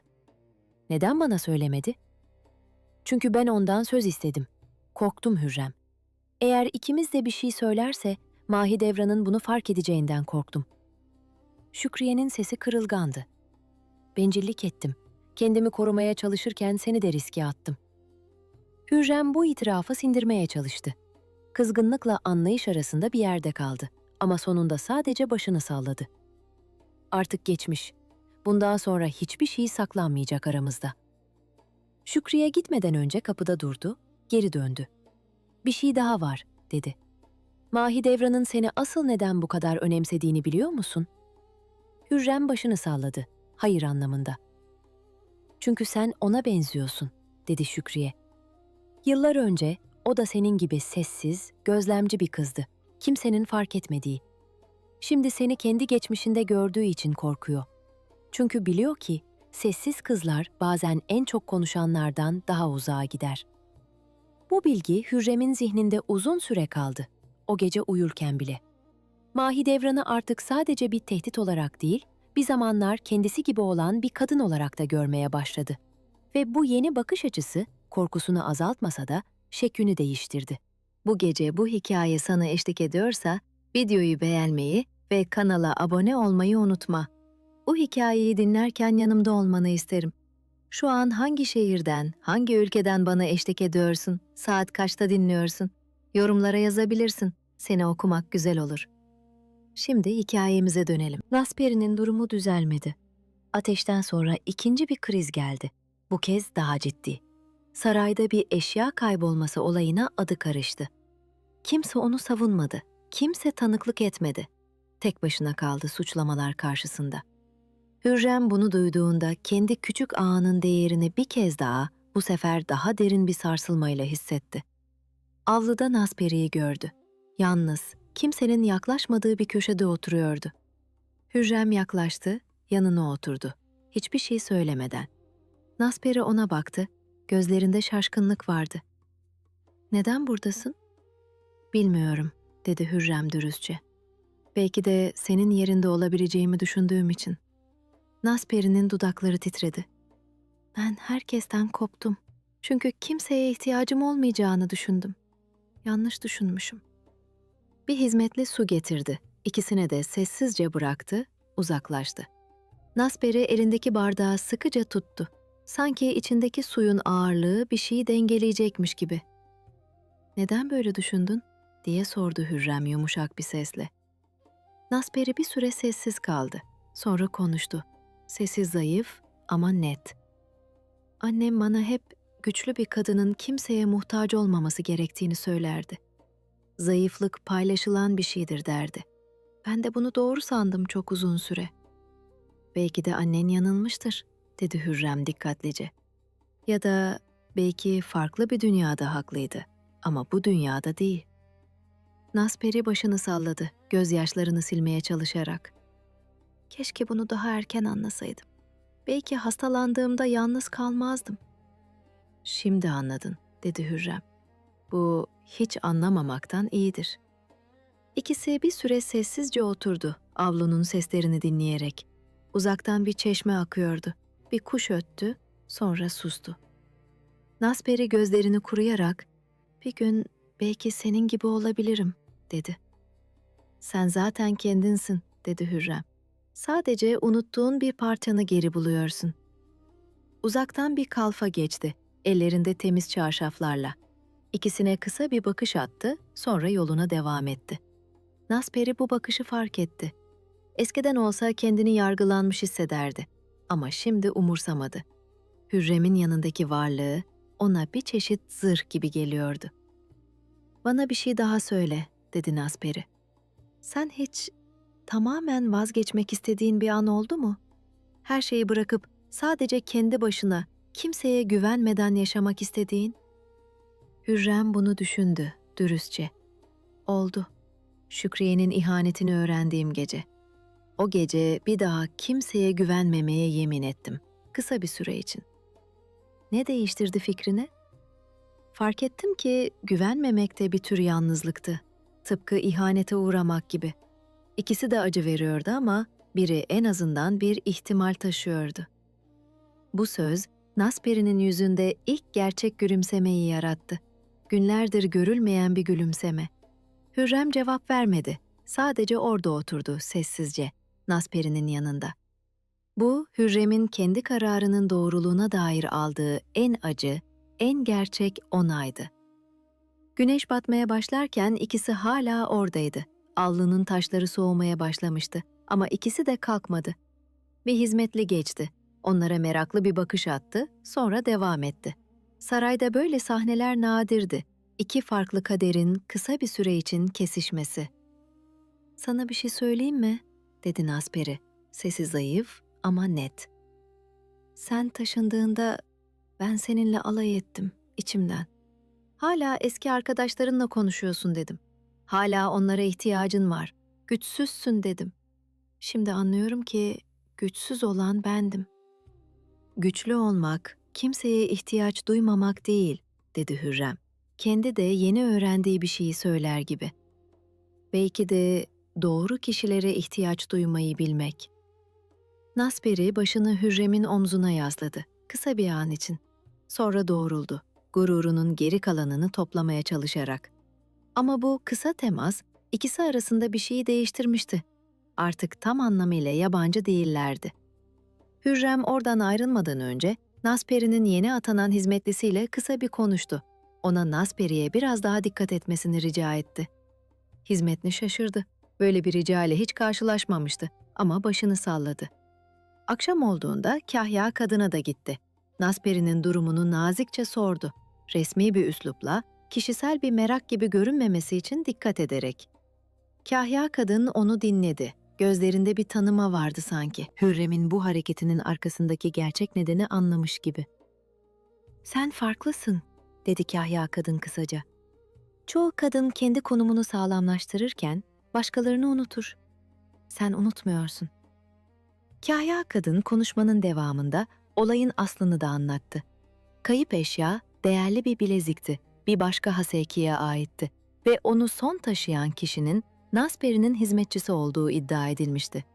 Hizmetçi suçu Nasperi'ye yıkmış, kimse de bunu sorgulamamıştı. Çünkü Nasperi'nin artık kimse tarafından savunulmayacağı biliniyordu.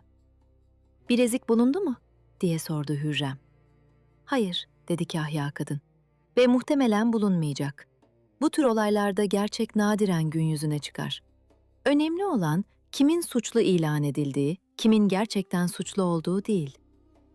Bu bilgi Hürrem'i derinden sarstı. Nasperi'nin gerçekten suçlu olup olmadığını bilmiyordu. Ama sistemin işleyiş biçimi kimin savunmasız, kimin korunaklı olduğuna göre karar veriyordu. Gerçeğe göre değil. "Bunu değiştirebilir miyiz?" diye sordu daha çok kendine. Kahya kadın ona baktı, uzun bir bakışla. "Belki değiştiremeyiz. Ama en azından bir dahaki sefere savunmasız biri tamamen yalnız kalmayabilir." O günlerde saray içinde farklı bir olay yaşandı. Şehzade Mustafa hafif bir ateşle yatağa düştü. Küçük bir hastalıktı, çok geçmeden geçti. Ama Mahidevran'ın o gece nasıl bir halde olduğunu gören birkaç kişi vardı ve söylenenler koridorlarda dolaştı. Bir hizmetli kimliğini gizli tutarak Hürrem'in de duyabileceği bir yerde anlattı. Mahidevran sabaha kadar oğlunun yatağının başında oturmuş, hiçbir hizmetliye güvenmemiş, kendi elleriyle suyunu vermiş, kendi elleriyle terini silmişti. Hürrem bunu dinlerken Mahidevran'a dair düşüncelerinin ilk kez kırıldığını fark etti. Bir düşman olarak gördüğü kadın aslında bir anneydi ve bu annelik Hürrem'in kendi yaşadığı korkunun çok daha büyük, çok daha eski bir haliydi. Bu düşünce Hürrem'i rahatlatmadı ama bir şeyi netleştirdi. Mahidevran'ın yaptığı şey kötülük için kötülük değildi. Kaybetme korkusuydu. Hürrem'in kendi korkusunun aynasıydı. Sadece çok daha büyük bir bedelle. Şükriye bu konuşmayı dinlerken sessiz kaldı. Gözlerini yere indirmişti. Hürrem onun bu sessizliğini fark etti. "Sen ne düşünüyorsun?" diye sordu. "Bilmiyorum artık kimi haklı bulacağımı," dedi Şükriye, sesi yorgun. "Bir zamanlar Mahidevran'ı sadece korkulacak biri olarak görürdüm. Şimdi onu da anlıyorum. Ama bu anlayış beni daha rahat hissettirmiyor. Belki de anlamak, affetmekle aynı şey değil." Hürrem bu sözü onayladı sessizce. Kendi içinde de aynı çelişkiyi taşıyordu. Mahidevran'ı anlamak, ona karşı tetikte olmaktan onu alıkoymuyordu. O akşam koğuştaki nöbet geleneğinin nereden geldiğini sordu yaşlı bir kalfaya. İlk kez merakla, sadece alışkanlıkla değil. "Yıllar önce," dedi kalfa. "Kimse tek başına uyumazdı. Çünkü tek başına uyuyan bir kadının kaderi kimseye ait değildi. Nöbet, bir kadının başka bir kadının nefesini dinlediği anlamına gelirdi. Şimdi bunu unutuyorlar." "Sen nasıl öğrendin bunu?" diye sordu Hürrem. Yaşlı kalfa gülümsedi, uzak bir anıyı hatırlar gibi. "Ben de bir zamanlar genç bir cariyeydim, senin gibi. Ben de nöbet tuttum. Yıllar sonra yaşlandığında artık nöbet tutmuyorum. Ama hala o geceleri hatırlıyorum. Kimin sesini dinlediğimi, kimin beni dinlediğini. Hiç unutmadım." "Neden unutmadım?" "Çünkü bazı şeyler işlevini kaybetse de anlamını kaybetmez," dedi kalfa. "O geceler artık kimseyi korumuyor ama bana kim olduğumu hatırlatıyor." Hürrem bu sözü uzun süre düşündü. Kendi nöbet gecelerinin yıllar sonra ne anlam taşıyacağını merak ederek. Hürrem bu sözü dinlerken nöbetin sadece bir gelenek değil, kadınların birbirine kurduğu sessiz bir sözleşme olduğunu anladı. Ayrılmak, bu sözleşmeden çıkmak demekti Ve bu çıkışın bedeli en güçlü kadın içinde, en zayıf kadın içinde aynıydı. Yalnızlık. "Peki Mahidevran neden hiç nöbet tutmadı?" diye sordu Hürrem Kalfa'ya. Yaşlı kadının yüzünde bir gölge geçti. O da tuttu, çok uzun zaman önce. Ama bir gün güç kazandığında artık kimseye ihtiyacı olmadığını düşündü. Nöbetten kendini çekti, kimse fark etmeden. Bunu unutmuş olabilir ama beden unutmaz. Bazen geceleri hala uyuyamadığını duyarım hizmetçilerinden. Bu bilgi Hürrem'in içinde uzun süre kaldı. Mahidevran'ın sert, ölçülü tavrının ardında belki de kendisininkine çok benzeyen bir yalnızlık vardı. Sadece çok daha eski, çok daha derine gömülmüş. "Peki neden çekildi?" diye sordu Hürrem merakla. Yaşlı kalfa omuz silkti. "Kimse tam bilmiyor. Bazıları güç kazandıkça korkunun azaldığını sanıyor. Bence tam tersi oluyor. Güç kazandıkça kaybedecek daha çok şey oluyor. Ve bu korkuyu büyütüyor, azaltmıyor. Ama insan bunu kabul etmek istemiyor. Bu yüzden kimseye ihtiyaç duymamayı bir güç işareti sanıyor, bir zayıflık değil." Bu açıklama Hürrem'in aklında Mahidevran'a dair oluşan resmi tamamladı. Güçlü görünen kadın aslında büyümüş bir korkuyu taşıyordu ve bunu gizlemek için daha da sert davranıyordu. O gece kandilini söndürmeden önce uzun süre karanlığa baktı. Sanki ilk kez gerçekten anlıyormuş gibi. Ertesi gün sarayın bahçesinde yürürken uzaktan Mahidevran'ı gördü. Oğluyla birlikte, elinde onun için topladığı çiçekler. Mahidevran'ın yüzündeki ifade Hürrem'in daha önce hiç görmediği bir yumuşaklık taşıyordu. Bu sarayda gösterdiği sert, ölçülü kadından çok farklı bir görüntüydü. Hürrem durup izledi. Kısa bir süre, sonra fark edilmeden uzaklaştı. Bu görüntü aklında uzun süre kaldı. Belki de en güçlü görünen kadınların bile kimsenin görmediği bir yumuşaklığı vardı. Ve bu yumuşaklık onları daha az tehlikeli değil, sadece daha anlaşılır kılıyordu. Sefer tarihi nihayet kesinleşti. 10 gün sonra. Bu haber sarayın her köşesine ulaştığında herkes aynı anda hem hazırlanmaya hem hesap yapmaya başladı. Hürrem için bu 10 gün kendi konumunu netleştirmesi gereken bir süreydi. Sefer başladığında padişahın yokluğunda saraydaki güç dengesi Mahidevran ve oğlu lehine sertleşecekti. Bunu artık herkes biliyordu. Şükriye bir akşam yanına geldi. Elinde küçük bir not, kahya kadından gelen bir haberdi. Hürrem'in konumu sefer dönene kadar değerlendirme altında tutulacaktı. Resmi bir söz verilmemişti. "Ne demek bu?" diye sordu Hürrem. "Demek ki," dedi Şükriye, "sefer bitene kadar sen ne sağlam bir yerde ne de güvenli bir yerdesin. Ortadasın." Fatma da bu haberi dinledi, kaşları çatıldı. "Bu adil değil. Aylardır burada, kimseye zarar vermeden yaşıyor." "Adalet sarayın işi değil," dedi Şükriye, acı bir gerçeği söyler gibi. "Sarayın işi denge. Ve Hürrem şu an dengeyi bozan bir unsur. Ne kadar sessiz olursa olsun."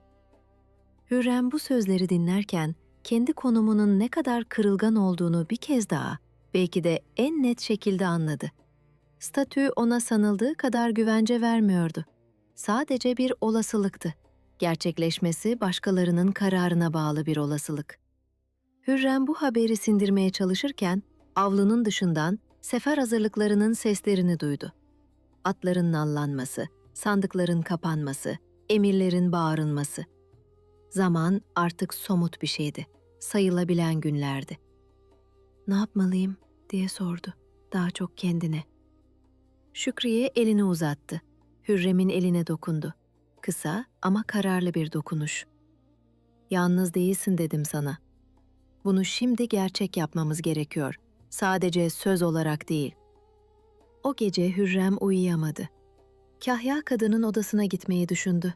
Sonra vazgeçti. Sonra tekrar düşündü. Sonunda kalktı, mumu yaktı ve kağıt istedi bir hizmetliden. Yazması gerekeni resmi bir dille yazmak istiyordu, duygularla değil. Sabah olduğunda elinde kısa bir not vardı. Kahya kadına iletilmek üzere. Kendi koridorunun gece güvenliği için resmi bir düzen talep ediyordu. Sıradan bir idari istek gibi görünen ama aslında haftalarca biriktirdiği korkunun özeti olan bir not. Notu göndermeden önce 3 kez okudu. Üçünde de aynı cümlede duraksadı. Bu düzenin sürekliliği benim değil, hepimizin güvenliği içindir. Bu cümleyi eklemek onun fikriydi. Kendi ihtiyacını, başkalarının da ihtiyacı olan bir şeye bağlamak, isteğinin reddedilme ihtimalini azaltıyordu. O sabah notu göndermeden önce Nasperi'ye de gösterdi fikrini almak için. Nasperi dikkatle okudu, sonra başını kaldırdı. "Bunu güçlendirebilirim," dedi. Kahya kadına, benim de bu düzenden faydalandığımı, hastalığım sırasında bile bunun beni nasıl etkilediğini yazabilirim. Ek bir mektupla. Hürrem şaşırdı bu teklife. "Bunu yapar mısın gerçekten?" "Elbette," dedi Nasperi kararlı bir sesle. Birkaç hafta önceki çekingen halinden çok farklı bir tonla. "Bana yardım ettin, ben de sana yardım edebilirim. Bu öğrendiğim en önemli şey." 2 mektup birlikte gönderildi o sabah. Biri Hürrem'in resmi talebi, diğeri Nasperi'nin destekleyici tanıklığı. Kahya kadın ikisini de aldığında uzun süre sessiz kaldı. Sonra masasına koydu. Dikkatle, sanki değerli bir şeymiş gibi. Bu işbirliği Hürrem'e sarayda ilk kez kendi gücünün sadece kendi eylemlerinden değil, başkalarının da ona güvenmeyi seçmesinden geldiğini gösterdi. Bu, statüden çok daha kalıcı bir güçtü. Notu göndermeden önce Şükriye ve Fatma'ya da okudu. Onların fikrini aldı. Fatma birkaç kelimeyi değiştirmesini önerdi. Daha az kişisel, daha çok idari bir dil kullanmasını. Şükriye ise notun sonuna kendi isteğiyle kendi imzasını da eklemek istedi. "Neden?" diye sordu Hürrem. "Çünkü bu artık sadece senin isteğin değil," dedi Şükriye. "Hepimizin. Ve kahya kadın tek bir kadının isteğinden çok birden fazla kadının ortak isteğine daha kolay kulak verir." Bu küçük değişiklik notun gücünü 2'ye katladı. Sabah kahya kadına ulaştığında 2 imza taşıyan bir belge, tek imzalı bir dilekçeden çok daha ciddiye alındı. Hürrem bu deneyimden bir ders daha çıkardı. Sarayda tek bir sesin duyulması zordu ama birden fazla ses aynı şeyi söylediğinde kimse onu görmezden gelemezdi. Bu, güç kazanmanın statüden değil, dayanışmadan geldiğinin bir başka kanıtıydı. Hürrem o gece Şükriye, Fatma ve bir diğer cariyeyi kendi odasına çağırdı. Kapıyı kapattı, mandalı taktı ve masanın başına oturdu. Koğuşta nöbet bir kişiden bir kişiye geçerdi. Kimsenin sormadığı bir sırayla, dedi. "Ben burada, kendi odanda, aynı şeyi kurmak istiyorum. Ama bu kez rastgele değil, bilerek, seçerek." Şükriye ona baktı dikkatle. "Nasıl?" "Her gece biriniz benim koridorumdan geçecek. Ama artık gizli değil, bilinen bir düzen olacak. Kahya kadına da söyleyeceğim. Resmi bir nöbet gibi. Böylece kimse bunu gizlice değiştiremeyecek." Fatma başını salladı, onayladı. "Bu akıllıca. Görünür olan şey gizlice bozulamaz." Nasperi de o gece odadaydı. İlk kez böyle bir toplantıya katılıyordu. "Ben de katılabilir miyim?" diye sordu. Sesi hala biraz çekingendi. "Biliyorum, ben herkesten uzaklaştım. Ama artık bunun yanlış olduğunu görüyorum." Hürrem ona baktı. Uzun bir sessizlikten sonra başını salladı. "Elbette. Bu düzen sadece 4'ümüz için değil, kim isterse katılabilir." Fatma Nasperi'ye elini uzattı. Kısa bir dokunuş ama anlamlıydı. "Geç kalmak hiç gelmemekten iyidir." Şükriye elini masaya, Hürrem'in eline yakın bir yere koydu. Yavaşça, kararlı bir hareketle. "Bu sefer," dedi, "ben de nöbet tutacağım. Ama seninle birlikte, senin bilgin dışında değil." Hürrem elini üçünün elinin üzerine koydu. Kısa bir an, hiç konuşmadan. Bu sarayda hiçbir törenin tanımadığı ama 4'ünün de anladığı bir antlaşmaydı. "Bir şey daha," dedi Fatma elini çekmeden önce. "Bu düzeni sadece biz 4'ümüzle sınırlı tutmayalım. Başka kadınlar da tehlikede olabilir. Senin gibi, Nasperi gibi. Belki onlara da yardım edebiliriz." Hürrem bunu düşündü. Nasıl? Yavaşça, dedi Fatma. Önce bir kişi, sonra bir kişi daha. Koğuşta da böyle büyümüştü bu gelenek, bir gecede değil. Şükriye başını salladı, onaylayarak. Bu sadece bizim güvenliğimiz değil, bir mirasa dönüşebilir. Bu kelime, miras, Hürrem'in aklında uzun süre kaldı. Küçük bir gece anlaşmasının büyük bir şeye dönüşme ihtimali ona hem heyecan hem sorumluluk hissi verdi. O gece Hürrem Kahya Kadın'a gitti. Yeni düzeni resmi olarak bildirdi. Kahya Kadın bir an şaşırdı. Sonra hafifçe gülümsedi ilk kez. Çoğu kadın burada sadece hayatta kalmaya çalışır, dedi Kahya Kadın. Sen bir düzen kuruyorsun. Bunu unutmayacağım. Kahya Kadın kağıdı imzaladı, mührünü bastı ve Hürrem'e uzattı. Bunu sakla, dedi. İleride birinin bunu inkar etmesi gerekirse elinde kanıtın olsun. Bunu neden bu kadar önemsiyorsunuz? Diye sordu Hürrem merakını gizleyemeden. Kahya Kadının yüzünde bir an eski bir acı belirdi. Sonra kayboldu. Çünkü yıllar önce benim de böyle bir kağıda ihtiyacım olmuştu ve kimse bana vermemişti. O günden beri gücüm yettiğince isteyen herkese veriyorum. Bu itiraf Hürrem'in Kahya Kadın'a bakışını değiştirdi. Artık sadece resmi bir otorite değil, kendi geçmişinin yükünü taşıyan bir kadındı o da. Tıpkı sarayın her köşesindeki diğer kadınlar gibi. Teşekkür ederim, dedi Hürrem gerçek bir minnetle. Bana değil, dedi Kahya Kadın. Bir gün sen de birine bu kağıdı verirsin. O zaman öde bu borcu. Hürrem kağıdı katladı, bohçasına tarağın yanına yerleştirdi. İkisi de farklı zamanlardan, farklı korunma biçimlerinden kalma birer hatıraydı. Koridordan geçerken uzaktan Mahidevran'ın dairesinin ışığını gördü. Hala yanıyordu gece yarısına rağmen. Bir an durup baktı, sonra yoluna devam etti. Artık o ışığın kendisini korkutmasına izin vermeyecekti. Kendi odasına vardığında Şükriye onu bekliyordu. Elinde küçük bir kandil daha. Bunu da sana getirdim, dedi. Yedek olarak, bir tanesi sönerse karanlıkta kalmayasın. Bu küçük jest Hürrem'in gözlerini doldurdu. Bugüne kadar yaşadığı hiçbir büyük olaydan daha çok. Bazen en büyük güven, en küçük düşüncelerde saklıydı. Teşekkür ederim, dedi sesi boğuktu. Teşekküre gerek yok, dedi Şükriye. Bu artık aramızdaki dilin bir parçası. Hürrem odasına döndüğünde sefer artık 4 gün sonraydı. İlk kez bu ayrıcalığın bir tuzak olmak zorunda olmadığını hissetti. Eğer doğru şekilde taşınırsa. Sefer gecesine 3 gün kala Mahidevran son bir hamle yapmaya karar verdi. Artık zaman azdı. Sefer başladığında Hürrem'in konumu netleşmiş olacaktı ve bu netleşme Mahidevran'ın istediği yönde olmayabilirdi. O gece resmi nöbet listesinde Fatma'nın sırası vardı. Ama Fatma'ya Kahya Kadının mührünü taşıyan sahte bir notla o gece görevinin değiştiği söylendi. Fatma şüphelendi ama itiraz edemedi. Mühür gerçek görünüyordu. Hürrem bunu bilmiyordu. Odasında kandilin ışığında günün yorgunluğuyla uyumaya çalışıyordu. Gece yarısını geçmişti. Bir ayak sesi duydu. Tanıdık bir ses değildi. Kalbi hızlandı. Ama bu kez koğuştaki gibi bir güvenle değil, kendi kurduğu düzenin güvenle bekledi. Birazdan biri gelecekti, biliyordu. Kapı usulca açıldı. Nefesi kesildi. Karanlıkta bir gölge belirdi. Kapının eşiğinde durdu. Ne olduğu belli değildi. Hürrem kıpırdamadı ama bu kez bağırmayı düşündü. Çünkü artık bağırdığında birinin geleceğine güveniyordu. Ağzını açtı ama gölge birden geri çekildi. Aceleyle bir sesin koridorun ucundan gelen adım sesinin duyulmasıyla.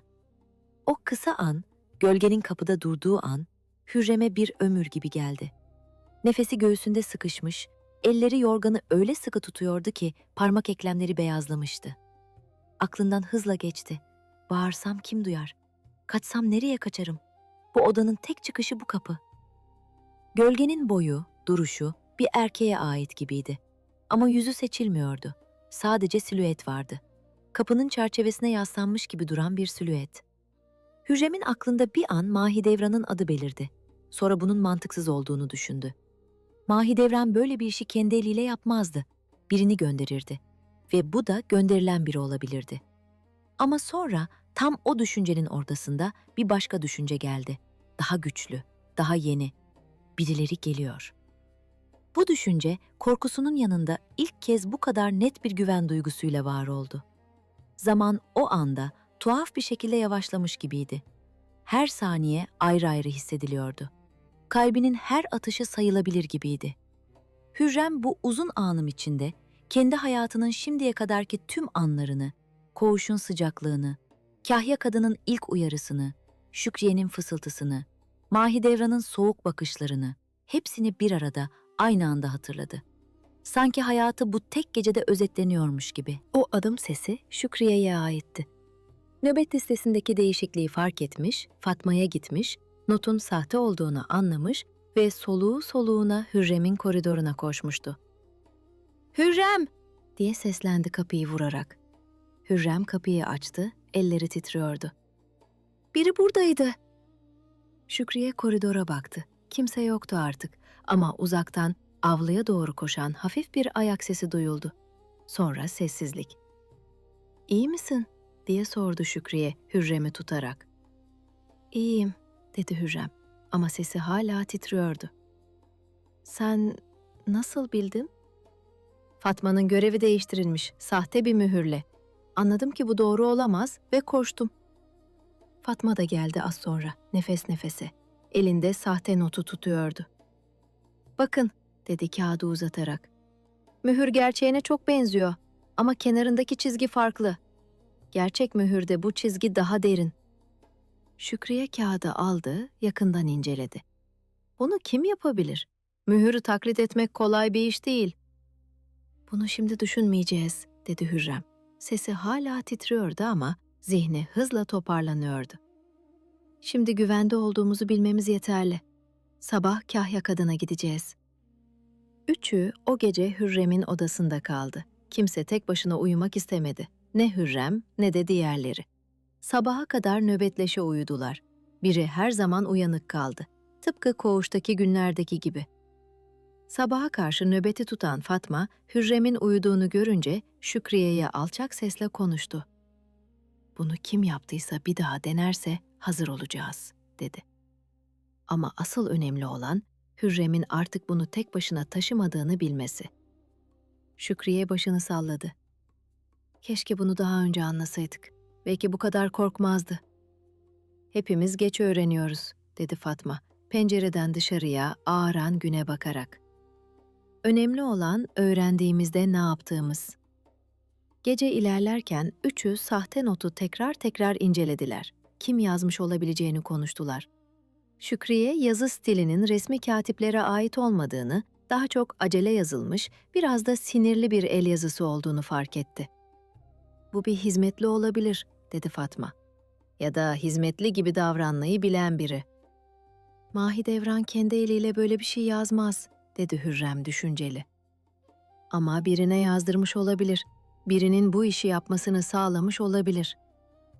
"O zaman asıl soru," dedi Şükriye, "bu işi yapan kişi neden yakalanma riskini göze aldı? Bu sadece bir gözdağı değil, gerçek bir tehlike yaratma girişimiydi." Bu düşünce odadaki havayı ağırlaştırdı. Sahte mühür bir uyarıdan öte bir şeydi. Birinin Hürrem'e gerçek zarar vermeye hazır olduğunu gösteriyordu. "Bundan sonra," dedi Hürrem sesi kesin, "hiçbir nöbet değişikliği dördümüzden biri doğrulamadan kabul edilmeyecek. Kahya kadına bunu da yazacağım." Sabah olduğunda olay Kahya kadına bildirildi. Kim olduğu kanıtlanamadı. Sahte mühür izini kaybettirmişti. Ama Kahya kadın bu kez farklı bir kararlılıkla dinledi. "Bundan sonra," dedi Kahya kadın, "senin nöbet düzenin resmi kayıtlara geçecek. Kimse bunu bir daha değiştiremeyecek benim bilgim dışında." Kahya kadın konuşmasının devamında sesini daha da alçalttı. "Bir şey daha söyleyeceğim ama bunu resmi bir şey olarak düşünme. Bu olayın arkasında kim olursa olsun artık dikkatli olacak. Çünkü artık gözler üzerinde. Bazen en iyi savunma görünür olmaktır." Hürrem bu sözü not etti zihninde. Görünür olmak bir zamanlar ona tehlikeli gelirdi. Şimdi bir kalkan gibi hissettiriyordu. Kahya kadın ayrılırken son bir şey daha ekledi. Fatma'nın da bu konudaki dikkatini takdir ediyorum. Sahte mührü fark eden oydu. Bunu unutmayacağım. Hürrem bu sözü dinlerken ilk kez kendini gerçekten güvende hissetti. Sadece Şükriye'nin ya da Fatma'nın varlığıyla değil, artık sistemin kendisiyle de. Kahya kadın sahte mührü inceleyen görevlileri çağırdı ama iz bulunamadı. Her kim yapmışsa dikkatli davranmıştı. Görevlilerden biri mühürdeki çizginin bir kuyumcu aletiyle yapılmış olabileceğini söyledi. Ama sarayda yüzlerce kuyumcu aleti vardı.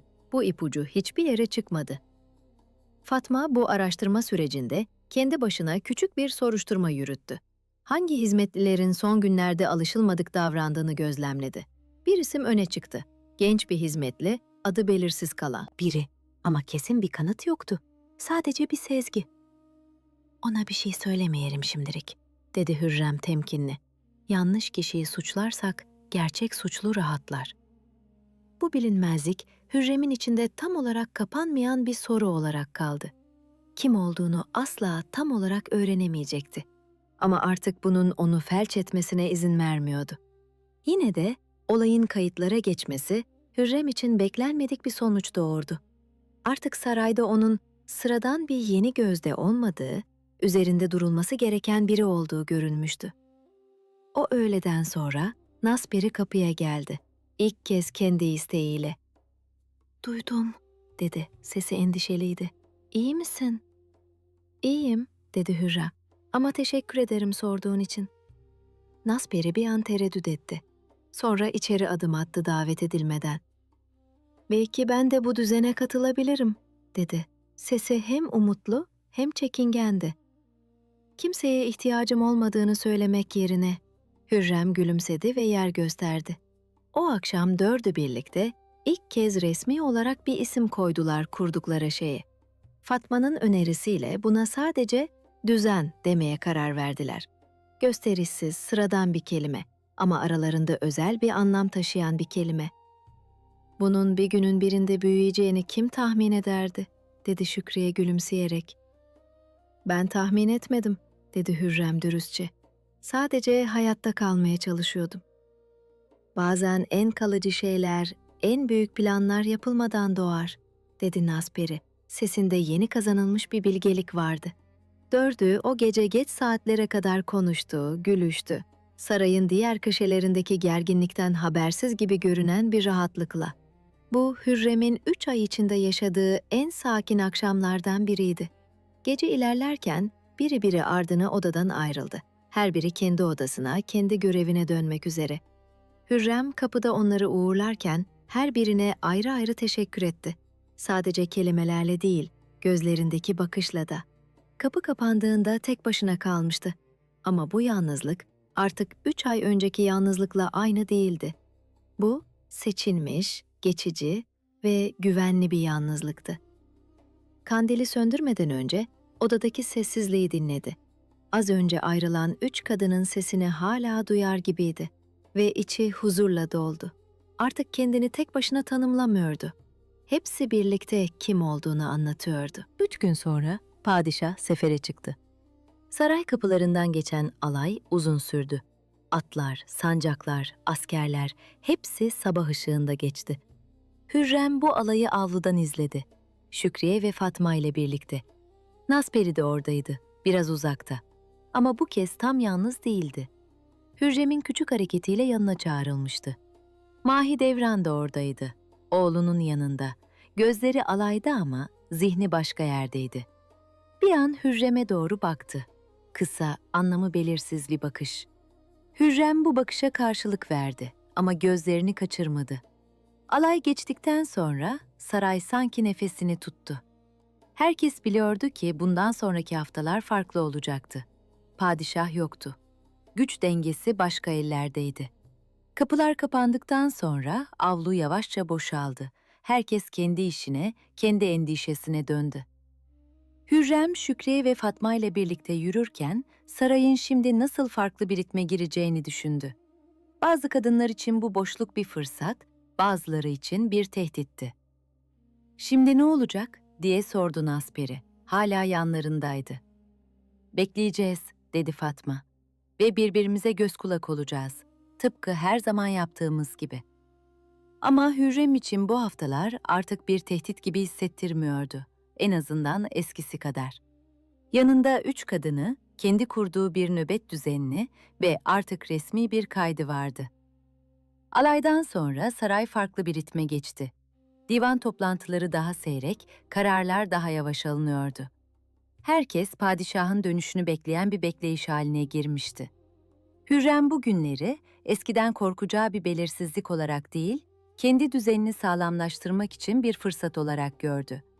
Her sabah dördü, Hürrem, Şükriye, Fatma ve artık Nazperi, kısa bir süre bir araya geliyor, geceyi nasıl geçirdiklerini paylaşıyorlardı.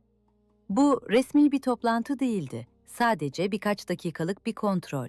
Ama zamanla bu birkaç dakika günün en değerli anı haline geldi. Bir sabah Fatma bir haber getirdi.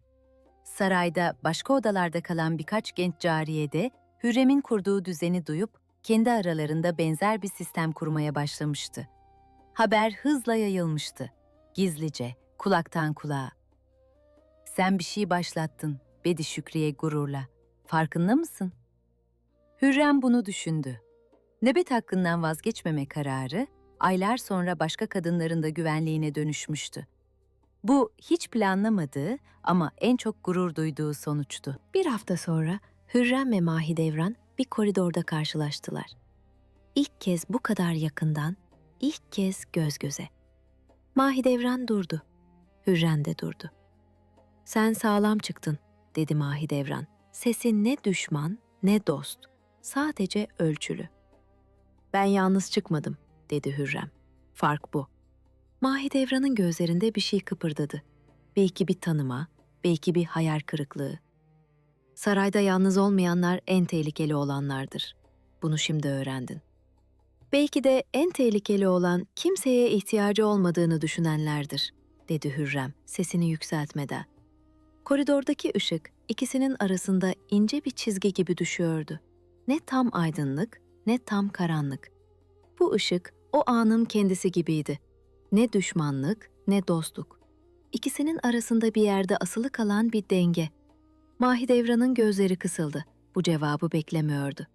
Bir an ikisi arasında sadece rüzgarın koridordaki hafif uğultusu vardı. Başka hiçbir ses yoktu. "Cesur bir cevap," dedi Mahidevran sonunda. "Ya da düşüncesiz bir cevap. Sarayda ikisi arasındaki çizgi çoğu zaman çok incedir." "Biliyorum," dedi Hürrem. "Ama bu sefer düşünerek söyledim." Bir an sessizlik oldu.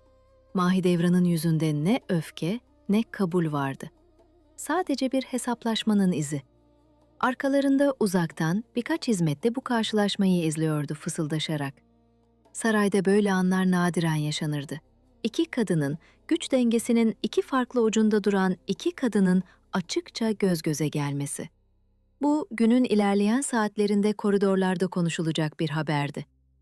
"Oğlum için yaptığım her şeyi yeniden yapardım," dedi Mahidevran sonunda. "Ama seni hafife aldığımı kabul ediyorum." Bir an durdu. Sanki söyleyip söylememekte kararsızdı. Sonra devam etti. "Bir tavsiye vereyim, istesen de istemesen de. Bu sarayda kurduğun şey değerli. Ama değerli şeyler her zaman kıskanılır. Dikkatli ol, kimin ona göz diktiğine." "Bu bir tehdit mi?" diye sordu Hürrem doğrudan.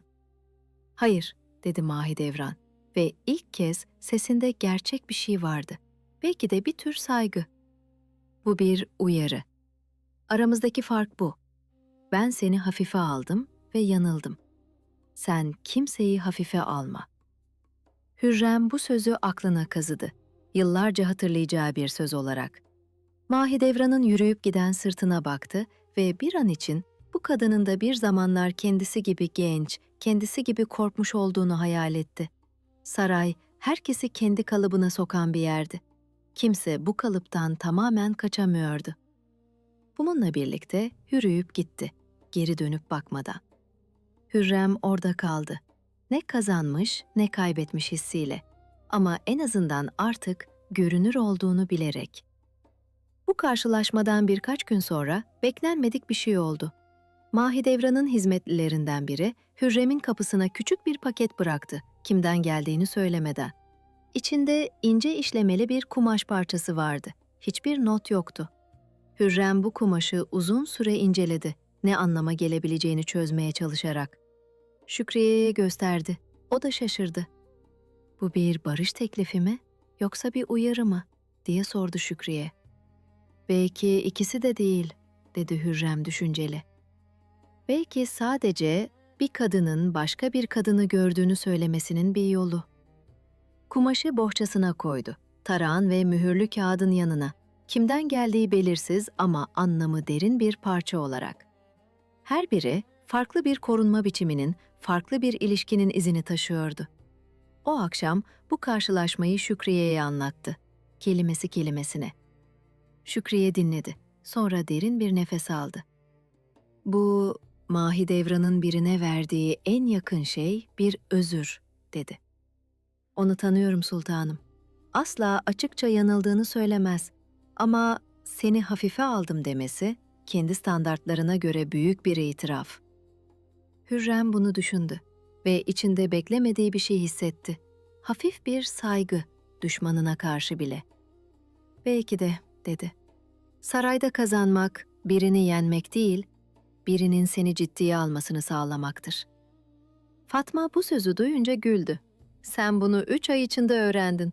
Bazı kadınlar bunu hiç öğrenemiyor." O gece ilk kez Hürrem Mahidevran'ın adını korkuyla değil, sadece bir bilgiyle andı. Bu kendisinin de fark etmediği küçük ama kalıcı bir değişimdi. Nasperi de o akşam oradaydı. Sessizce dinliyordu. "Ben hala ondan korkuyorum," dedi itiraf eder gibi. "Korkmak yanlış değil," dedi Hürrem. "Ben de korkuyorum aslında. Ama artık bu korku beni felç etmiyor." "Bunu nasıl başardın?" Hürrem bir süre düşündü doğru kelimeleri ararken. "Sanırım korkuyla birlikte yaşamayı öğrendim. Onu yenmeyi değil. Bazı korkular hiç gitmez. Sadece onlarla nasıl yürüyeceğini öğrenirsin." Sefer haftaları geçti. Sakin, gerilimsiz haftalar oldu bu kez. Hürrem'in düzeni işledi. Her gece biri koridorundan geçti. Her sabah birbirlerine iyi olduklarını doğruladılar. Bir akşam Şükriye ve Fatma ile birlikte Hürrem'in odasında oturdular, kandil ışığında. Elleri işle meşgul. Ama konuşmaları daha çok susmaktan ibaretti, sıcak bir susmadan. Dışarıda avlunun taşları hala günün sıcaklığını taşıyordu. Gece rüzgarı yavaş yavaş serinletiyordu ortalığı. İçeride 4 kadın kandil ışığında kendi küçük dünyalarını kurmuşlardı. Sarayın büyük ve acımasız dünyasının içinde küçük ama sağlam bir ada gibi. "Bazen düşünüyorum," dedi Şükriye elindeki iğneyi bırakıp.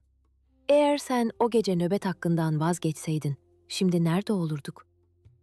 "Bilmiyorum," dedi Hürrem. "Ama artık önemli değil mi? Şimdi buradayız." Fatma güldü. Hafif, gerçek bir gülüş. "Buradayız ve hala birbirimizi kontrol ediyoruz, koğuştaki gibi. Sadece odalarımız farklı." Zeliha da o akşam onlara katıldı. Elinde kendi işlediği bir örtü, hediye olarak getirmişti. "Bu düzenin bir parçası olduğum için teşekkür ederim," dedi. Sözleri sade ama içtendi. "Yıllardır bu sarayda kimseye tam güvenmedim. Şimdi güvenebileceğim insanlar var." Hürrem örtüyü aldı, minnetle. "Biz de sana teşekkür ederiz Zeliha. Deneyimin bize çok şey öğretti." Hürrem o akşam ilk kez kendi geçmişine biraz daha uzun anlattı. Kırım'dan getirildiği günü, gemideki geceleri, sarayın ilk günlerinde hissettiği o derin, isimsiz korkuyu. Şükriye ve Fatma dinledi, ara sıra soru sordu ama çoğunlukla sessiz kaldılar, saygıyla. "Bunu daha önce kimseye anlatmamıştım," dedi Hürrem konuşmasının sonunda. Kendisi de şaşırmış gibiydi. "Neden şimdi anlattın?" diye sordu Fatma. "Çünkü sanırım," dedi Hürrem yavaşça, "artık dinleyecek birilerim var." Nasperi elindeki bir iğneyle oynayarak, "Ben hala bazen geceleri korkuyorum," dedi. Sesi ilk kez bu kadar açık. "Ama artık kime söyleyeceğimi biliyorum. Bu bile büyük bir fark." "Korku hiç bitmiyor belki," dedi Hürrem düşünceli. "Sadece onu taşıma biçimimiz değişiyor." Şükriye elindeki işi masaya bıraktı. 4 kadın bir süre daha sessizce oturdu. Her biri kendi düşüncesine dalmış ama aynı odanın sıcaklığını paylaşarak. Hürrem aylardır süren bu nöbet düzenini düşündü. Elden ele, geceden geceye geçen bir sorumluluğu. Anladı ki bu hiçbir zaman sadece bir gelenek değildi, bir seçimdi. Her seferinde yeniden yapılan bir seçim. Nasbir de o akşam oradaydı, köşede. Artık eskisi kadar çekingen değildi. "Bir şey itiraf edeceğim," dedi, herkesin dikkatini çekerek. "Ben hala bazen yalnız uyumaktan korkuyorum. Ama artık bu korkuyu kimseye söylemekten korkmuyorum."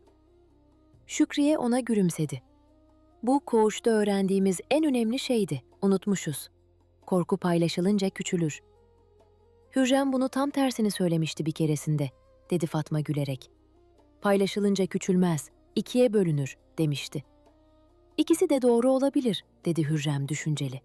"Bazen bölünür, bazen küçülür. Fark kiminle paylaştığın." Dışarıda avluda gece kuşlarının sesi duyuluyordu, uzak ve düzenli. Dördü kandil ışığında kısa bir süre daha oturdu, konuşmadan, sadece birbirlerinin varlığından güç alarak. Sabah ışığı Hürrem'in odasına ilk kez bu kadar sıcak girdi. Sefer sona yaklaşıyordu. Padişahın döneceği haberi gelmişti ve sarayda herkes yeniden eski düzenine dönmeye hazırlanıyordu. Hürrem penceresinin önünde durdu. 3 ay önce bu odaya ilk girdiğinde yalnızlığın ne demek olduğunu bile bilmiyordu. Şimdi biliyordu. Bu odanın koruması statüden gelmiyordu. Kimse ona bunu vermemişti, kendisi kurmuştu. Şükriye kapıya geldi günaydın demek için. "Bugün nöbet kimde?" diye sordu şakayla. "Bugün kimsede," dedi Hürrem gülümseyerek. "Bugün sakin bir gün." Şükriye içeri girdi, yanına oturdu. İkisi birlikte pencereden dışarıyı izlediler. Avluda başlayan güne, hizmetlilerin ilk hareketlerine. "Ayrıcalık seni yalnızlaştırabilir," dedi Hürrem, düşüncesini ilk kez sesli söyler gibi. "Ama sadece izin verirsen." "Ben izin vermedim, en azından sonuna kadar değil." Şükriye elini uzattı. Hürrem'in eline dokundu. "Koğuşta bir gelenek vardı, hatırlıyor musun? Bir kadının, başka bir kadının nefesini dinlemesi. Sen bunu buraya, bu odaya taşıdın. Belki de her yere taşınabilir." Hürrem pencereden dışarı baktı. Avluda sabahın ilk ışığında 2 genç cariye yan yana yürüyordu. Aralarında konuşarak, biri diğerinin omzuna hafifçe dokunarak. Hürrem onları tanımıyordu ama nasıl yürüdüklerini, birbirlerine nasıl yakın durduklarını tanıyordu. Aylar boyunca kaç kadının birbiri için uyanık kaldığını, kaç gecenin bu sayede daha az korkutucu geçtiğini düşündü Hürrem. Bu artık sadece bir hatıra değil, bir kanıttı. Yalnızlığın da, dayanışmanın da, ikisinin de gerçek olduğunun kanıtı. Şükriye pencereden dışarıya bakarken, "Bu odaya ilk geldiğin günü hatırlıyor musun?" diye sordu. "Kapıda öyle küçük, öyle yalnız duruyordun ki." "Hatırlıyorum," dedi Hürrem. "O gün bu kadar uzun bir yolun başında olduğumu bilmiyordum." "Şimdi nasıl hissediyorsun?" Hürrem bir süre düşündü. "Hala bazı şeylerden korkuyorum. Ama artık korkularımın beni yönetmesine izin vermiyorum. Bu o günden bugüne en büyük fark." Fatma ve Nasbir de geldi biraz sonra. Ellerinde sabah kahvaltısından kalan birkaç şey paylaşmak için. Dördü birlikte artık Nasbir'i de aralarında sayılarak pencerenin önünde toplandılar. Güneşin yükselişini izlediler. "Bir şey soracağım," dedi Nasbir'i çekingen. "Sefer bittiğinde sen artık farklı bir konumda olacaksın, değil mi? Padişah döndüğünde her şey değişebilir. Bizi unutur musun?" Hürrem'in içi burkuldu bu soruyla. "Hayır," dedi kesin bir sesle. "Bu düzen bu odaya değil bize ait. Nereye gidersem gideyim bu kalacak." Şükriye başını salladı onaylarcasına. "Sarayda hiçbir söz garanti değildir. Ama bu söz benim için yeterli." Fatma kahvesini yudumladı, gülümsedi. "O zaman bu sabahı hatırlayalım. Belki yıllar sonra her şey değiştiğinde bu sabahı hatırlarız ve neyin gerçek olduğunu biliriz." Sarayın uzak bir köşesinde Mahidevran da kendi penceresinden dışarıyı izliyordu. Oğlunun güvende olduğunu bilerek ama sarayın artık eskisi kadar basit olmadığını da bilerek. İki kadın aynı sabahta farklı pencerelerden aynı saraya bakıyorlardı. Biri yalnız, biri artık değil. Mahidevran'ın odasına bir hizmetli geldi. Günün ilk haberlerini getirdi. Sıradan işlerdi bunlar, mutfak hesapları, kumaş siparişleri. Ama hizmetli ayrılmadan önce çekinerek bir şey daha ekledi. Hürrem Hatun'un düzeni sarayda konuşuluyor sultanım. Başka odalarda da benzer şeyler kuruluyormuş. Mahidevran bunu dinledi, hiçbir tepki vermeden. Hizmetli çıktıktan sonra uzun süre pencerenin önünde durdu, düşünceli. Belki de, diye geçirdi aklından, gücün tek yolu insanları korkutmak değildi. Belki de bu genç kadın, kendisinin çoktan unuttuğu bir şeyi yeniden hatırlatıyordu ona. Uzaktan sarayın büyük kapısından günün ilk tüccarlarının sesleri duyuluyordu. Hayat her zamanki gibi devam ediyordu. Sarayın içindeki küçük dramlardan habersiz. Bu Hürrem'e tuhaf bir teselli verdi. Dünya onun yaşadığı her şeye rağmen dönmeye devam ediyordu ve bu devamlılık bir gün onun da acılarının hafifleyeceğinin sessiz bir kanıtıydı. Hürrem için bu gece 3 ay önce başlayan sorunun cevabıydı. Ayrıcalık onu korumamıştı, kendi başına. Ama o, ayrıcalığı bir bağa çevirmişti ve bu bağ hiçbir statünün veremeyeceği bir şeyi ona vermişti. Seçtiği kişiler tarafından seçerek korunmak. Öğleye doğru Kahya kadın son bir kez ziyarete geldi. Elinde yeni bir haber. Padişah 3 gün içinde saraya dönecekti. Bu haber sarayın her köşesinde farklı bir telaş yarattı. Ama Hürrem'in odasında sakinlik bozulmadı. "Korkuyor musun?" diye sordu Kahya kadın, gözlerinde gerçek bir merak. "Hayır," dedi Hürrem ve bu kez cevabı gerçekten hissediyordu. 3 ay önce korkardım, şimdi değil. Kahya kadın başını salladı, memnun görünüyordu. "Sana ilk geldiğim gün söylemiştim. Her onurun bir bedeli vardır. Ama söylemediğim bir şey vardı. Bazı kadınlar o bedeli öderken kaybeder, bazıları kazanır. Sen kazananlardan oldun." Kapıdan çıkarken bir an durdu, geri döndü. "Nasperi'nin de artık senin gibi olacağını umuyorum," dedi. "İkinize de bunu diliyorum." Akşam olduğunda saray, gündüzün telaşından sonra kendine has bir sessizliğe bürünüyordu. Kandiller bir bir yakılıyor, avlulardaki fıskiyelerin sesi gündüzün kalabalığında kaybolan bir netlikle yeniden duyuluyordu. Hürrem penceresinin önünde artık korkmadan dinlediği bu sessizliğe kulak verdi, saraya çöken akşamı izleyerek. Öd ağacı kokusu bu akşam daha yoğundu. Ya da Hürrem öyle hissetti. Belki de artık kokuları fark edecek kadar sakin olduğu için. Uzaktaki mutfaklardan gelen hafif duman kokusu, taze pişmiş ekmeğin izini taşıyordu. Kandilin ışığı duvara vuran gölgesini yavaşça oynatıyordu. Sanki oda da onunla birlikte nefes alıyordu. Şükriye o akşam erkenden geldi, elinde 2 fincan kahve. İkisi pencerenin önüne oturdular, konuşmadan. Sadece avluyu izlediler. Bir hizmetçi geçti, elinde bir kova. Sonra bir kedi sessizce duvarın üzerinden atladı, kayboldu. "Bazı geceler hiçbir şey olmuyor," dedi Şükriye sonunda, sesi yumuşak. "Bunun ne kadar değerli olduğunu daha önce anlamamıştım." Hürrem gülümsedi, cevap vermedi. Fincanının sıcaklığını ellerinde hissetti. Kahvenin acı kokusu burnuna geldi, tanıdık ve rahatlatıcı. Fatma da geldi biraz sonra, elinde bir iş, dikişini pencerenin önünde sürdürmek için. Üçü birlikte hiçbir özel söz söylemeden akşamın ilerlemesini izlediler. Zaman zaman biri bir şey söyledi. Kısa, önemsiz bir şey. Bir kumaşın rengi, bir hizmetlinin garip yürüyüşü, uzaktan gelen bir müzik sesi. Bu küçük sözler aralarındaki sessizliği doldurmak için değildi. Sessizliğin kendisi zaten doluydu. Bu sözler sadece onun içinde küçük dalgalar yaratıyordu. Nasperi de o akşam kapıya geldi. Tereddütle, içeri girip girmeyeceğini bilemeden. Hürrem onu görünce yerinden kalktı, kapıyı tam açtı. "Gel," dedi sadece. Nasperi içeri girdi, köşede oturdu. İlk başta konuşmadı ama zamanla diğerlerinin sessiz ritmine kendini bıraktı ve bir noktada kimse fark etmeden o da grubun bir parçası oldu.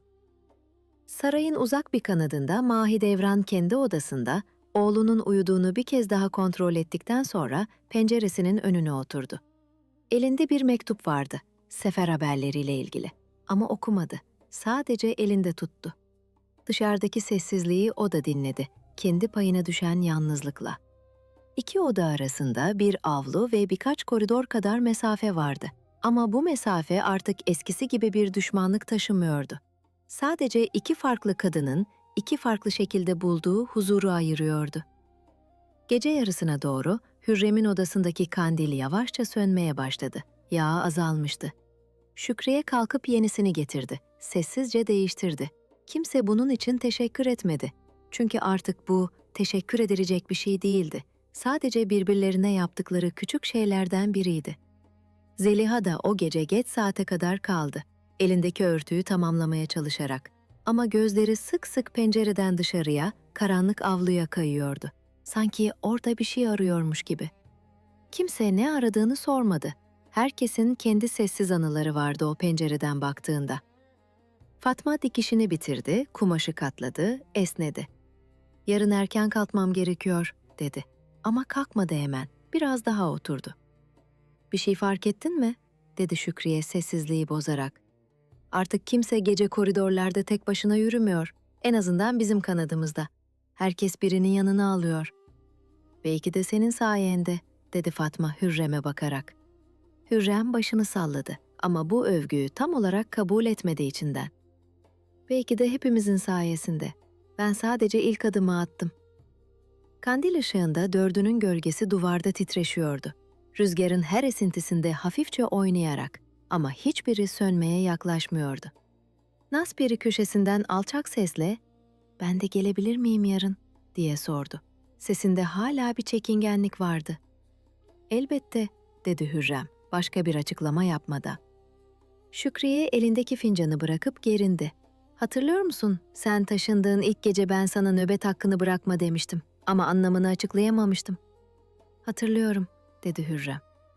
"Şimdi anlıyorum ki o gün ben de tam olarak ne demek istediğimi bilmiyordum. Sadece içimde bir his vardı, bir şeyin kaybolmaması gerektiğine dair. Şimdi biliyorum neydi o şey." "Neydi?" diye sordu Fatma merakla. Şükriye gülümsedi. Hürrem'e baktı. "Birbirimizi hatırlama alışkanlığı. Bir kere kaybedilirse geri kazanmak çok zor oluyor." Nasperi başını salladı. Sessizce. Bu sözün ağırlığını kendi deneyiminden biliyordu. Pencereden içeri giren gece rüzgarı masadaki kandilin alevini titretti. Sonra dindi. Kimse kalkıp kapatmadı. Dördü de aynı anda alevin kendi kendine sakinleşmesini izlediler. Sanki bu da öğrendikleri bir şeydi. Her titreyen şeyin hemen tutulması gerekmez. Sarayın taş duvarları, yüzyıllardır kaç kadının kaç gecesini bu şekilde geçirdiğini bilmiyordu. Bilemezdi. Ama bu gece o duvarların arasında 4 kadın hiçbir törenin adını koymadığı bir şeyi paylaşıyordu. Seçilmiş bir güven, kazanılmış bir sessizlik ve sabaha kadar sürecek kimsenin bozamayacağı bir huzur. Dışarıda uzak bir minareden son ezan sesi yükseldi. Yavaşça saraya yayıldı. Sonra sessizliğe karıştı. Kandil ışığında 4 kadının gölgesi duvarda uzun, sakin çizgiler halinde duruyordu. Birbirine yakın, birbirine değmeden ama birbirinden de hiç uzak değil. Nasperi gözleri kapanmadan önce son bir kez konuştu. Sesi uykulu ama net. "Bu gece kaç aydır ilk kez hiç korkmadan uyuyacağım." Kimse cevap vermedi ama hepsi duydu ve hepsi aynı şeyi hissetti kendi içlerinde. Hürrem gözlerini kapattığında son düşüncesi bir soru değildi artık, bir cevaptı. Bazı geceler hiçbir kapı açılmadan da geçebilirdi. Ve bu, öğrendiği en değerli şeydi. Sarayın üzerinde gece her zamanki gibi sessizce ilerliyordu. Nöbetçiler değişiyor, kandiller sönüyor ve yeniden yanıyor ve içinde yaşayan yüzlerce kadının her biri kendi küçük savaşını, kendi küçük barışını yaşıyordu. Kimsenin tam olarak göremeyeceği bir şekilde. Hürrem'inki o gece sessiz bir zaferle bitti. Ne büyük bir kutlama, ne görkemli bir ilan. Sadece 4 kadının paylaştığı bir kandilin ışığı ve sabaha kadar sürecek olan güvenli bir uyku. Eğer bu hikaye bu gece sana eşlik ettiyse videoyu beğenmeyi ve kanala abone olmayı unutma. Yorumlara beni hangi şehirden, hangi ülkeden, saat kaçta ve ne yaparken dinlediğini yazabilirsin. Şimdi gözlerin ağırlaştıysa seni kanalın diğer Osmanlı hikayelerine bırakıyorum. İyi geceler.